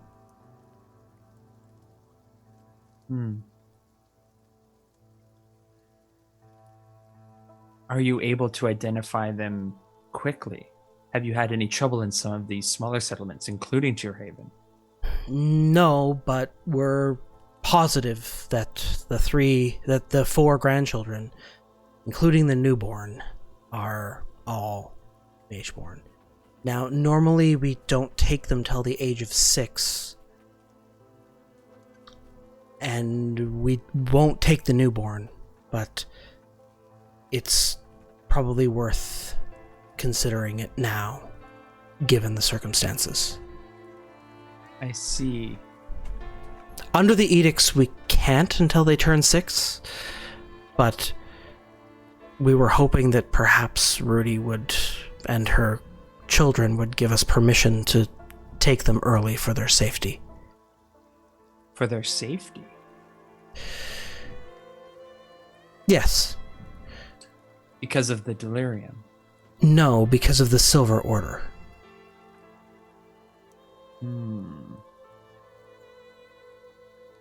The Silver Order are recruiting young, gifted ones. You know the Silver Order was originally founded to kill Mageborn children, right? Yes, but this was a lifetime ago. Yes, hundreds of years ago. But with the situation in Drakkenheim, it's a hair's breadth away. You think they would really stoop to those levels? If it was your kid, would you take that risk? I understand. They would be well protected with the academy. They could own their abilities and help the cause. maybe I can help smooth things over. I know things are very rocky right now with her children. I can't even keep track of how many kids she has. Maybe she can't either. Maybe her counting isn't good, and taking a few grandchildren might not be noticed. But I can help with the. I will. Maybe I can talk to her. Could you? Yes. Listen. You can remind her that it's the law. The Amethyst Academy, once the children turn 6, it's not we don't ask. You can remind her that. I'll open with that. I wouldn't open with that, but you're her friend, right? Just be sensitive. And just let her know that they'll be taken care of. We'll provide them with a stipend, and her parents will, and her children and her grandchildren will still be taken care of. Okay? Yes. What ages are they? I'm not great with children ages. I can barely keep track of how old my cat is. The oldest of the candidates just turned 4, but the others are Rudy has several kids. Have them all written down. Several kids and several 4, 3, 2, and basically a newborn. And then one more on the way. Yeah, so Duke, Una, and Hector are all the other ones. So they're 3, 4, and 2 now. But it might be in their best interest if they come into Academy custody now. Considering the footprint that the Silver Order has placed on Westamar, you may be right. I forget sometimes the history of these people, how quickly they could turn back against us. We must not let our guard down. Well, over to you. Rudy, we chat? In a minute! I pop over and put my arm around Raph, and I'm like, I just spent some time with these grandchildren. They are great. I'm so happy that we were able to spend some time here. I mean, Rudy's going to really enjoy this time with her grandchildren. It's to be home again, you know? I have really great news, Wilhelm. Yeah? Yeah. And I come out of the door and I say, and I'm looking like exasperated. I'm just like, this family sometimes, I love them, but troublemakers all around. I mean, include myself. Look at what we get into, boys. Rudy, congratulations. Did Dove have his other child? Do we have a new grandbaby on our hands? Oh my gosh, we should go see him right now. I just wanted to be the first to congratulate you that Duke, Una, and Hector will be welcomed into the arms of the Academy. You should be really excited about this. Excuse me? Yes, they've been identified as Mageborn. They're gifted. I mean, they might have magic. I mean, I have magic, but what does the Academy have to do with this? Well, as you know, it's the law.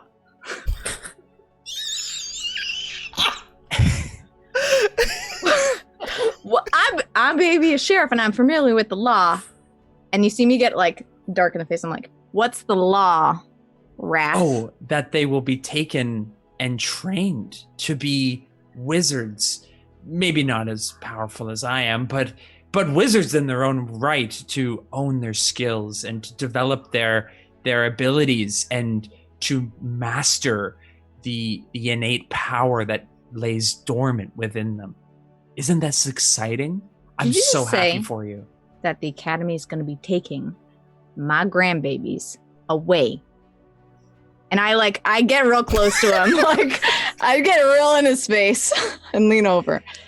Rudy, this is a good thing. Think about it. They will have a life. No family is what they would have when they go to the academy. Do I not look like I have family? And I look over at Bruce. I say, River just shrugs. Oh, yeah. I say, Rat, the closest thing you have to family may be that cat, but the closest you've come to being a part of a family has been when you met me and Wilhelm. Do I think the academy is family? No. Look, Rudy, you may not have a choice here. And the fact of the matter is the academy is the safest place for these children. They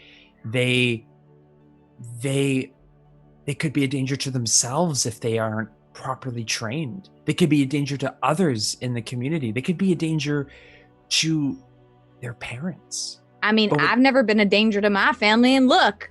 And I do a little fire come out, and I'm like, fire coming out of both my hands, because I'm starting to get a bit heated. I'm just like, I can train them.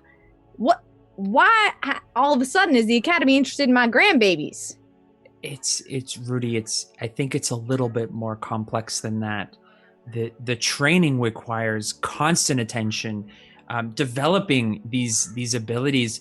I know you have some magic flowing through you, but these children are going to be beyond capable, beyond what you, not me, but what you could even potentially achieve in a lifetime. And the academy, and this is why the academy is here. They're willing to make this trek and welcome them into their arms. I think this is a fantastic way for you and me to unite on a deeper level. Now, they take them and they don't get to see their family. I've heard rumors about what happens to kids when they get taken from the academy. They never see them again. And you know me, I love my family. Why would I let them just go into the wind? I already have enough trouble with my kids off running over to Drakkenheim and with the falling fire and all this stuff. Why would I let them then take my grandbabies away, not with their family? I've had enough of people coming in and moving my family around. We settled here for a reason, and it's to stay together. Look, I understand that a lot is happening, and you do not have to make this decision today, but know that the time is coming. And I don't know if I said it before, but it's the law, and you really have to think who better to take care of your grandchildren than those that understand them the most.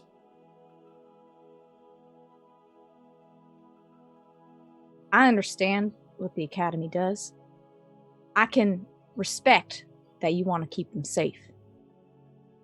But taking them from their family and their parents, from me, there's got to be a middle ground to help them, to keep them safe and to teach them and hone what they have, not just to scoop them up and never see them again.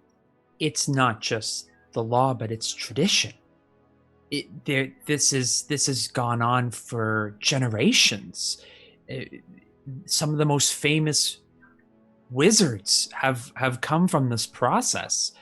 This is time tested. Surely you can appreciate this is not something that happens lightly. The resources that they've dedicated from the academy alone to this trip with River to us, with me for you two. This is all in the hopes of perpetuating the academy's strength and dominance in this region. And you think I want my grandbabies growing up to be in the situations that we're in? I want to keep them as far away from that as possible. Well, look what you're doing now. You have your children running all across Westamar. We don't know. You're missing some of your children. We can make sure that your grandkids are safe. And then that lets you focus on the ones that you're currently looking for. And I will help you I will guide them as much as I can. I will keep tabs on them. But know this, Rudy, the Silver Order is staking its claim. What do you mean? As this is going on, Wilhelm, you don't have to say anything, but what is Wilhelm thinking? Honestly, I'm thinking of rule number 25. Listen, observe, and you'll learn. And I am intently listening to both sides of the argument, trying to understand both sides. And I'm kind of going back and forth. I can see where both are coming from. And actually, can I say something? If you're in the room, you can interject if you want to. Can I say something to the two of you? Of course, Wilhelm. I would love to have your opinion on them taking my family and splitting it up. Now, Recruiting. We are recruiting, and it's a law. I have to repeat myself here? It's a law. Perhaps we should take into account that most mages brought into the academy, it is my understanding, do not actually do what River or Wrath do. Most academy mages go on to be scholars. They go on to be educators. They go on to help lords or dukes. They run and they help run and govern the world. They work alongside high-level monarchs and religious beliefs. They work alongside those. So your children would probably not end up in Drakkenheim or, knee-deep in monster battles. They would end up changing the world, perhaps the world that we're carving for them. They would actually be able to directly impact. Now, on the other hand, I've lived with your family for 8 years, and I can see, I feel disheartened losing these grandkids to the academy, and I can only imagine that me, an outsider, Uncle Wilhelm, it's only scratching the surface of what you feel. Perhaps with the amount of work that we are doing for the academy, you and I are technically employees of the academy, which should give us some leeway to have your grandkids come home once in a while, or for us to visit them. Perhaps there is a deal that we can work out, and we could use the leverage of the efforts that we've put in to form some sort of beneficial idea where your grandkids do grow up to be people who will change the world, but are not stripped of what it means to be part of a family. That would be my hope. I mean, listen, I don't agree with the academy coming in and just taking children. I've heard about it. I never agreed with it. But I'm willing to hear him out. Wrath, you said something about the Silver Order, right? What do you mean?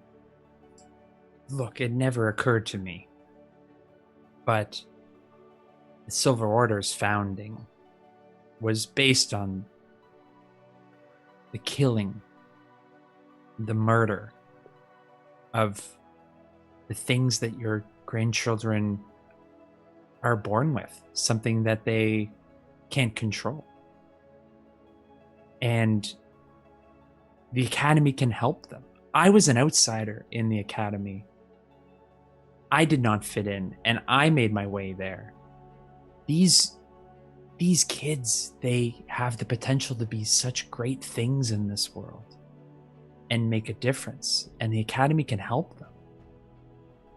I know this isn't easy, and actually I don't know. I'm very callous to the subject, but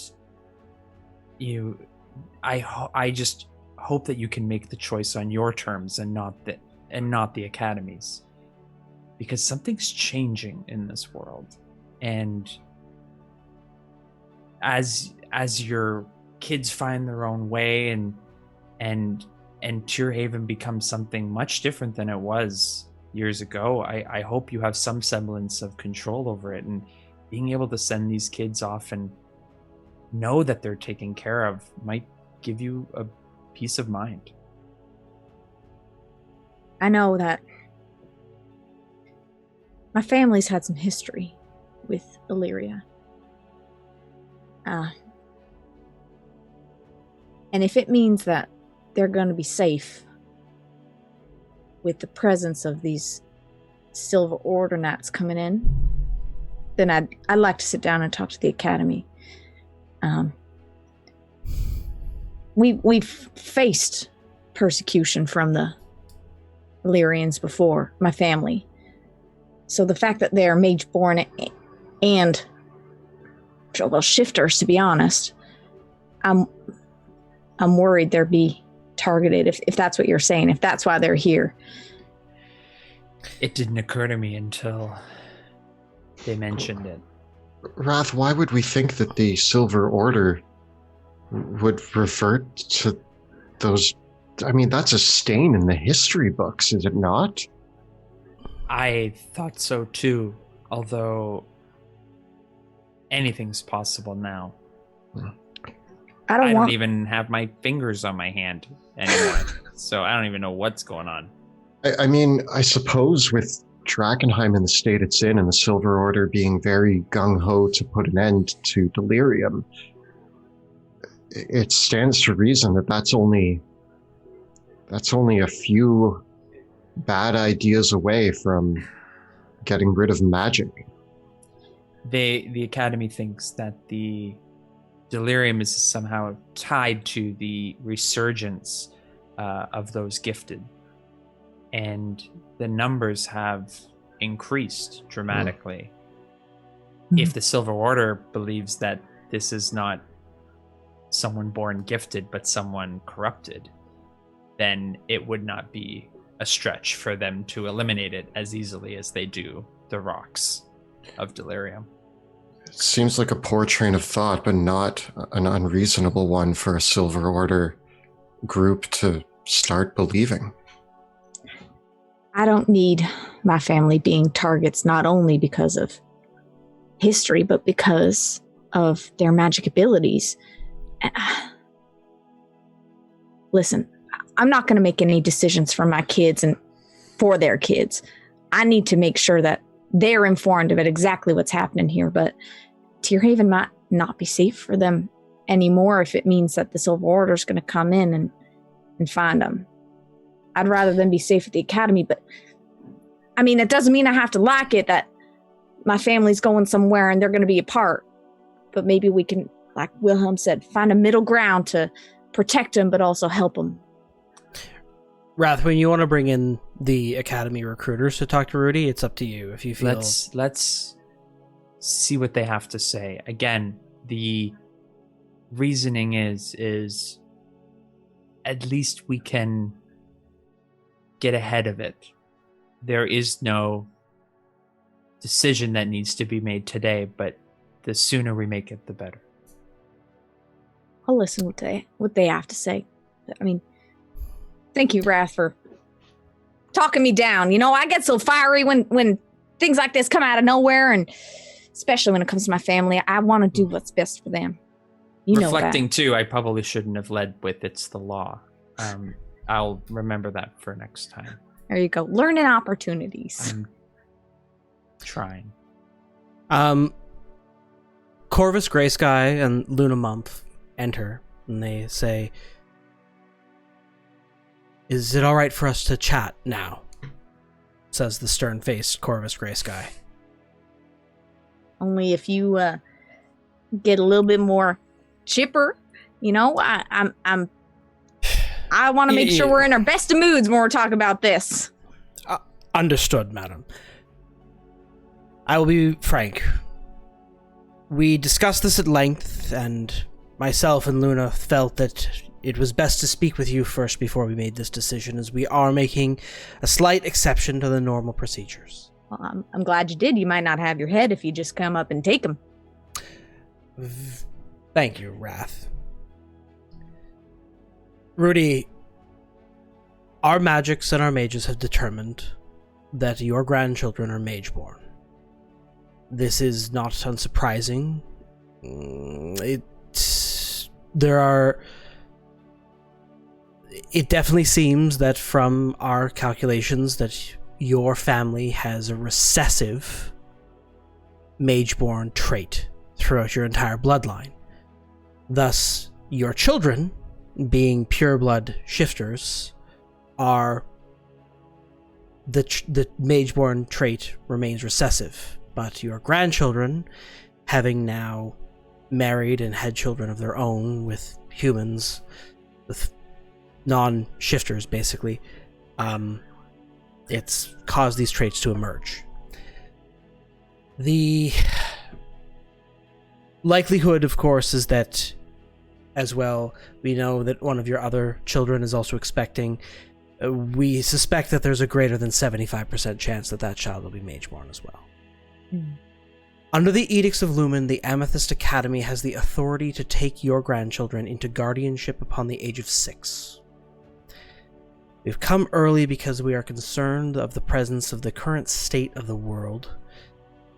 We could, within the next several years, make the situation more dangerous and wanted to extend the offer to enroll your children, your grandchildren, with the permission of course, it's technically not up to you, Rudy. It's up to your grandchildren, or up to your children, because they're the direct parents. But we were hoping that you would convince your children to go ahead with it for the safety of your grandchildren. I mean, safety in mind, that's always our concern, is making sure these grandbabies are going to be safe in the future. But I can't rightly say I agree with just plucking them out of the family and never seeing them again. That's not necessarily the case. There are plenty of Mageborn who are taken from their families at a young age and do return to their hometowns and do return. Once they come of age, it is their decision what they wish to do with their lives as long as they adhere to the laws. Of course, but they're all different people by that point, come of age. Yes, it's not unheard of, though. They would be their own people. And of course, there's being an academy associate myself. I know I'm not in the academy, but working with you, there's nothing we can do to make this a special exception, especially since they're not of the age that you would normally take them. Absolutely not. We can, of course, we are asking for an exception to take your children early and enroll them sooner than normal. But we don't have to do that. But there will come a day when there is no longer a choice. This is an opportunity for your family to do this on their terms when they're ready to do so. I understand. Of course, there's no choice. But I also got to make sure that I'm not directing my family in the direction that they don't want to go. Understood. I think if we lay out exactly what you said is for their safety, they can make the decision, but I don't agree with removing kids solely from their family and never seeing them until they're of age. Again, it's not unheard of for visitations to occur once every few years. It's an important time that children are educated properly in the ways of arcane magic, and there is a tradition of how this is done. And particularly during puberty, it can be a difficult period for young recruits, especially when their families are involved. Not all Mageborn have such a close family, though, especially ones that are taken in from families such as yours that are in rural communities. There are many more that this is not such an issue for. In any case, we do not have to take your grandchildren today. We don't even have to take them next week, next month, even next year. But we do feel that it is important that you have a conversation with your children about your grandchildren. Of course. And come to a decision. I agree on that. I think we should sit down as a family. Like you said, it's not going to be today, but the conversation needs to be had that they can make an informed decision about the future of their kids. Very well. All right. Thank you for your company and your custom. We will be in touch again soon. Make sure you take some duck pies on your way out. I mean, we may not have had the best conversation, but we are nothing but hospitable in the Whitaker household. Very well. With that, the Academy recruiters do mention that they can be contacted through you, that you have the means to contact them once a decision has been made. Mm-hmm. But they remind you that once the children turn 6, individually, of course, that's it. Mm-hmm. It's up to you to determine what to do. They didn't really Rudy. take to the visitation idea, did they? For now. Rudy, I have an idea. What if I were to hide them and introduce them to Bruce? An alternative means of showing them their true power. Oh, if that's the best idea. I mean, I want to give them a chance at a regular education first. If we're, I mean, by regular, I mean a magical education. Once that third eye is opened, I believe that they will be available to all types of different powers. The Academy does not know the things that I have seen. But didn't you get taught at the Academy? Why wouldn't they know? Didn't they give you your education? I'm questioning the educational equality of this. This is from what this Raph conversation. did all night when I was trying to sleep. This is what he did all night. He just kept whispering these things. I don't know what It's you're terrible. talking about. I don't know what you're talking about. River speaks up and says, Rudy, I have to agree with Wrath that you should be thrilled that your children are gifted in this way, that your grandchildren are gifted in this way. It's an opportunity for them to achieve wondrous things, to do more than just, well, to do more than really they could have any other way. They have a tremendous gift inside them, one that is in their blood.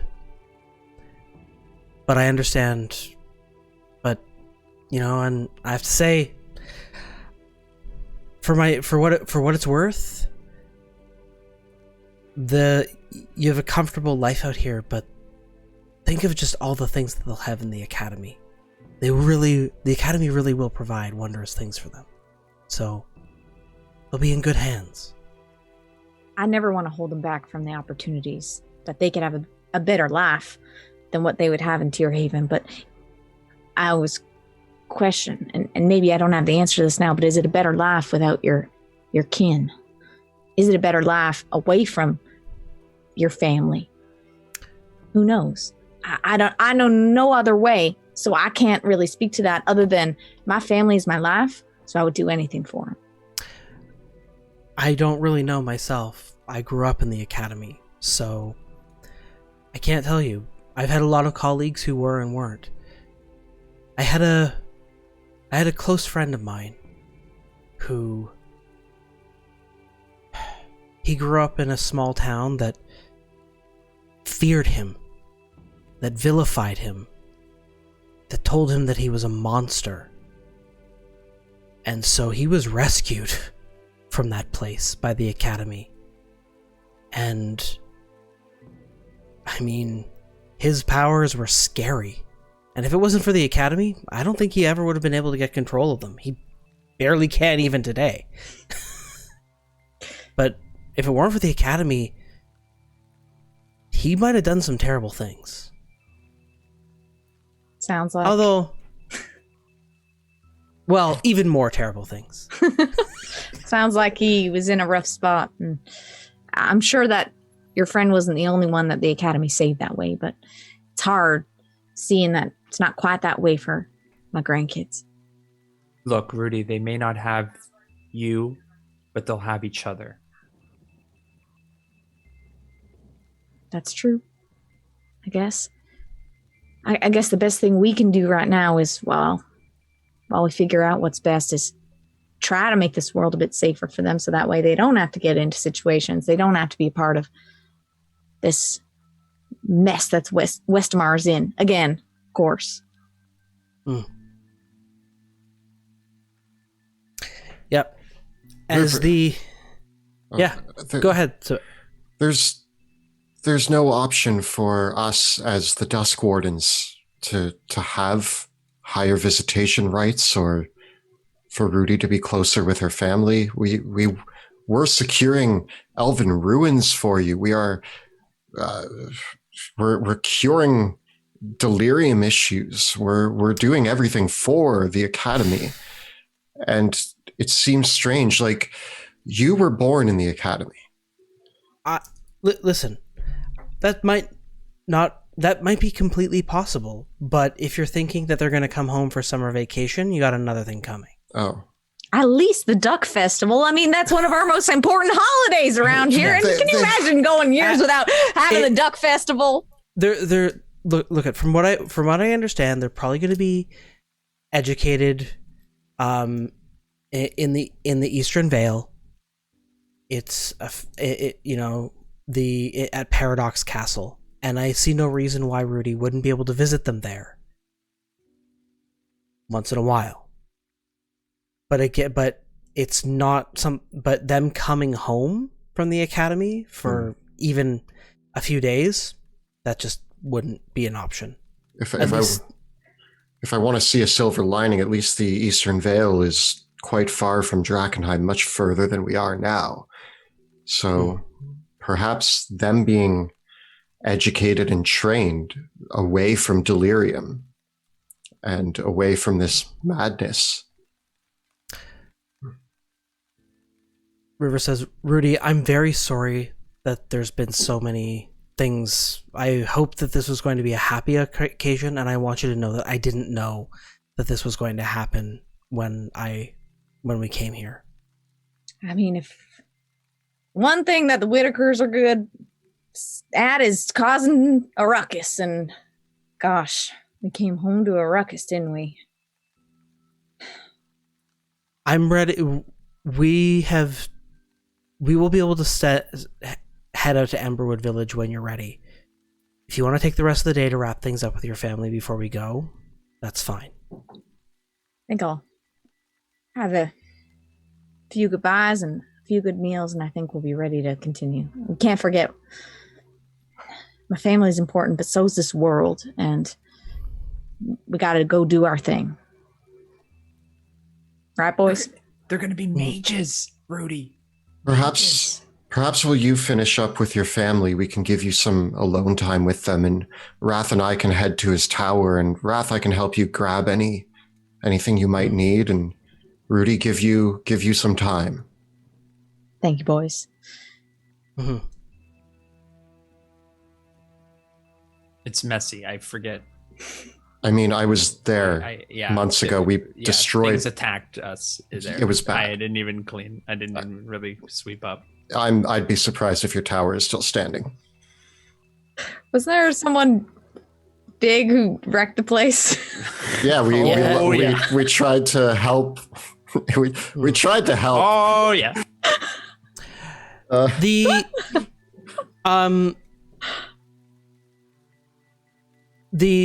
So what I would do want to ask though is, Rudy, how do you want to catch up with your other family members? Is there anyone else that you'd like to talk to? Obviously, the Palmoa hasn't shown up at all. No. I would say if she hasn't shown up, then just Corbin, because he's the only one being a bit weird. But other than that, yeah. Corbin is very quiet.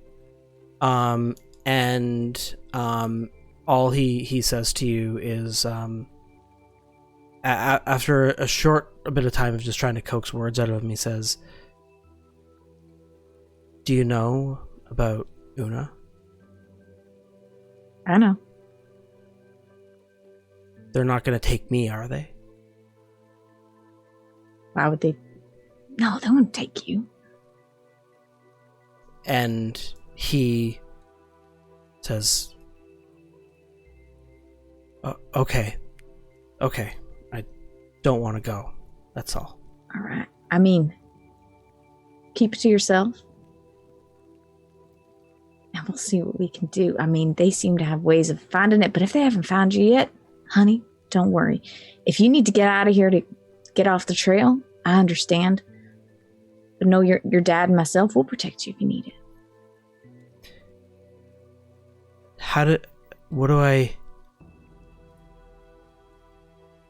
It's not the same as Una, though, for me.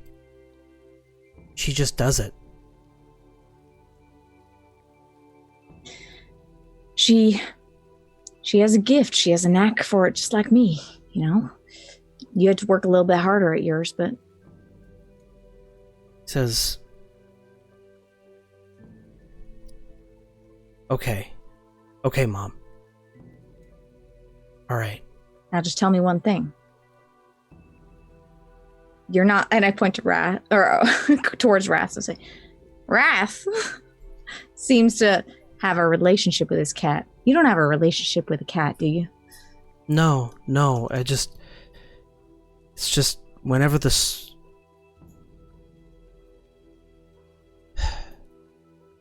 there was a while ago in the woods where I saw a purple rock. It was a weird color, and I felt it more when I was close to it. I stayed away from it, but I keep thinking about it. I keep having this dream about this color. Corbin, that rock is one of the most dangerous things you can be involved with. Promise me you're not going to go anywhere near it. I promise you, Mom. There's things that happen when people touch those rocks, and I don't want to see that happen to you. You know I'm working so hard to protect this family from god-awful things out there. I don't need to be worrying about you mutating into some monster because you touched some purple rock. Okay. Listen, I'm going to be checking up on you just to make sure. If you need to get a hold of me, let your dad know, and he has a way of reaching me.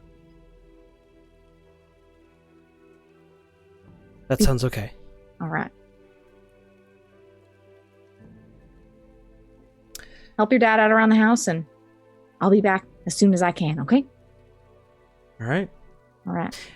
And with that, is there anything else you'd like to set all up with your family before you guys head off to Emberwood Village? I just set up straight. I'm like, keep this house clean, help your father out. If you aren't doing your chores, I'm going to know about it, and I'm going to come home and make sure that all y'all are in trouble. So don't let your guard down. I could be back at any time. And I kind of like go out the door.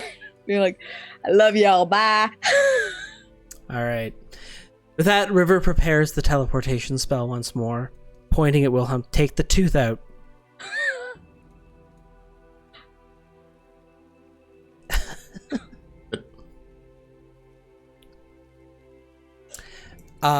And she incants the spell, and you appear on the other side of the portal in a dingy basement watched over by a guardian. River produces on the shelf several, she says, all right, come close. And she casts invisibility on the group of you. She says, walk carefully. The locals think this house is haunted, but we're just like ghosts. And you step out from the basement of the strange of the dilapidated cottage, and you are just outside and you feel the strange energy in the air already. For you are just south of Emberwood Village, a humble crossroads along Champions Road, surrounded by forsaken farmsteads and dark pine forests. Many residences in the areas you step out from this cottage are abandoned and slowly deteriorating, with their windows and doors nailed shut. but the village center is alive with activity.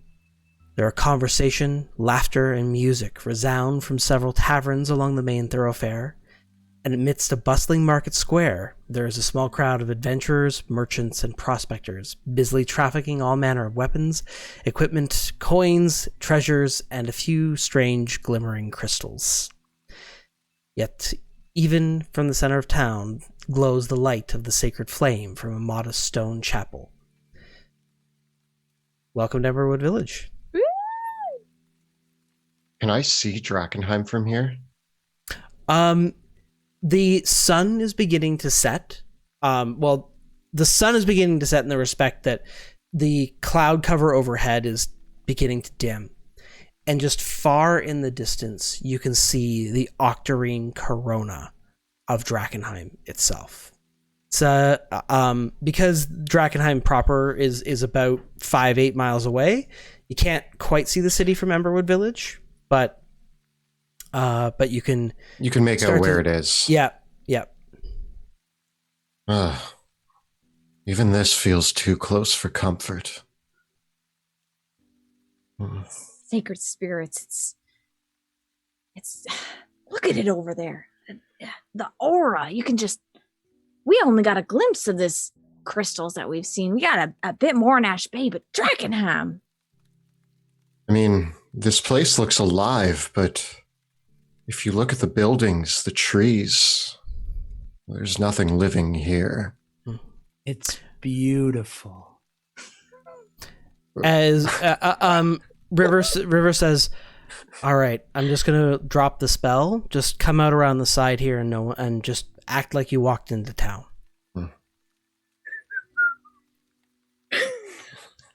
River says, We start whistling nonchalantly. As you step up, River says, "My contacts here have prepared a care package for you. I have some business over up at the Red Lion Hotel, where I'll be staying for the next few weeks. If you need me for anything, you can always reach me through the spells, and keep me updated on how things are going in Kesselholm. But from here, it's up to you to figure out what's going on there. Is there anything else that you need before we part ways?" Thank you, River. The travel was speedy and short. I appreciate it. It was good Only to a little see you again. nauseous. We'll touch base when we know more about what's going on with Kesselholm. Absolutely. You'll need to cross the Duran River at some point, but you can cross it once you reach Kesselholm itself. There is a bridge that way, so you don't have to cross the river. You can stay on this side of the river, but the roads from Drakkenheim to Kesselholm are on the north side of the river. I leave it up to you whether or not you want to go through the ruins of Drakkenheim, but I don't recommend it if you can avoid it. And all I can say is that while you're here in Emberwood Village, try to keep a low profile. We don't know who might be watching. Will do. Alrighty. And with that, that is where we'll end for the night. Perfect. Oh, man. Wow. Back in Emberwood. Ooh, yeah. We did it. Full circle. Fresh eyes in Emberwood. Wow. Yeah, indeed. Well, this is where we will kick things off next time. Another classic Drakenheim full role-playing session. Woo! I love it. I love it. We rolled a d6 once to see what happened to my tooth, and that was it. Yep. Well, some interesting developments along the way. Wow. Really cool. Yeah. Yep. Drama. Wow. Yeah. So with that, we will be right back next week at the usual time on Twitch. So be sure to join us at. But for all that, a big thank you as always tonight to our amazing cast, Kelly, Jill, and Joe. And a huge thank you to Kyle for all of his behind the scenes work. And also a massive thank you to Monty for running the game tonight, for allowing us the space to have a heavy roleplay session where I think we got to know all the characters a little bit better. And it was really fun. So thank you for running a great session. Playing like 10 kids and 3 wizards and a husband. Yeah. In our game tonight, as always, we use a variety of incredible assets, including the maps produced by talented artists, and they have graciously given us permission to use them in our stream games, and you can too at home, and we encourage you to check out and support these amazing creators. Roll20 does the virtual tabletop, the custom maps made by Monty using Dungeon Draft and Wonder Draft. Based on cartography by Dyson Logos, player character artwork by Jeremy Cole, NPC token artwork by Matthias Bourbon, and monster token artwork from the D&D 5e Monster Manual and other source books, spell effects tokens by Gabriel Picard, and music by Tabletop Audio. Of course, don't forget to look at the links below for our Teespring store. You can find all of your favorite Dungeon Dudes t-shirts, including Way Bigger Than Ducks, Dusk Wardens, yes, of course, all the faves there. Check out bit.ly/Dungeon Dudes merch. Our videos and live streams are made possible thanks to the incredible generosity of our Patreon community. So if you enjoy our work, please consider becoming a patron of our show. You can find it by following the links below or at patreon.com/dungeon_dudes. We also have a phenomenal Discord community exclusive for our patrons. So come join us on Discord if you are a patron of our show, and you can discuss all things role-playing games, as well as join in our monthly writers' rooms and our monthly Q&As. And you can also just come hang out and talk about anything you want. So join us there. Kelly and I post new videos every Thursday on our YouTube channel where we cover everything D&D. So be sure to check that out at youtube.com/Dungeon Dudes. And be sure to join us live next Tuesday when we record the campaign live on Twitch. Check us out from 6 p.m. to 9 p.m. Eastern Time at twitch.tv/Dungeon_Dudes. You can also watch the video episodes of the show on YouTube. Be sure to click the links below for the latest updates on the Dungeons of Drakkenheim Kickstarter. And with that, we will see you next time in the shadows of Drakenheim.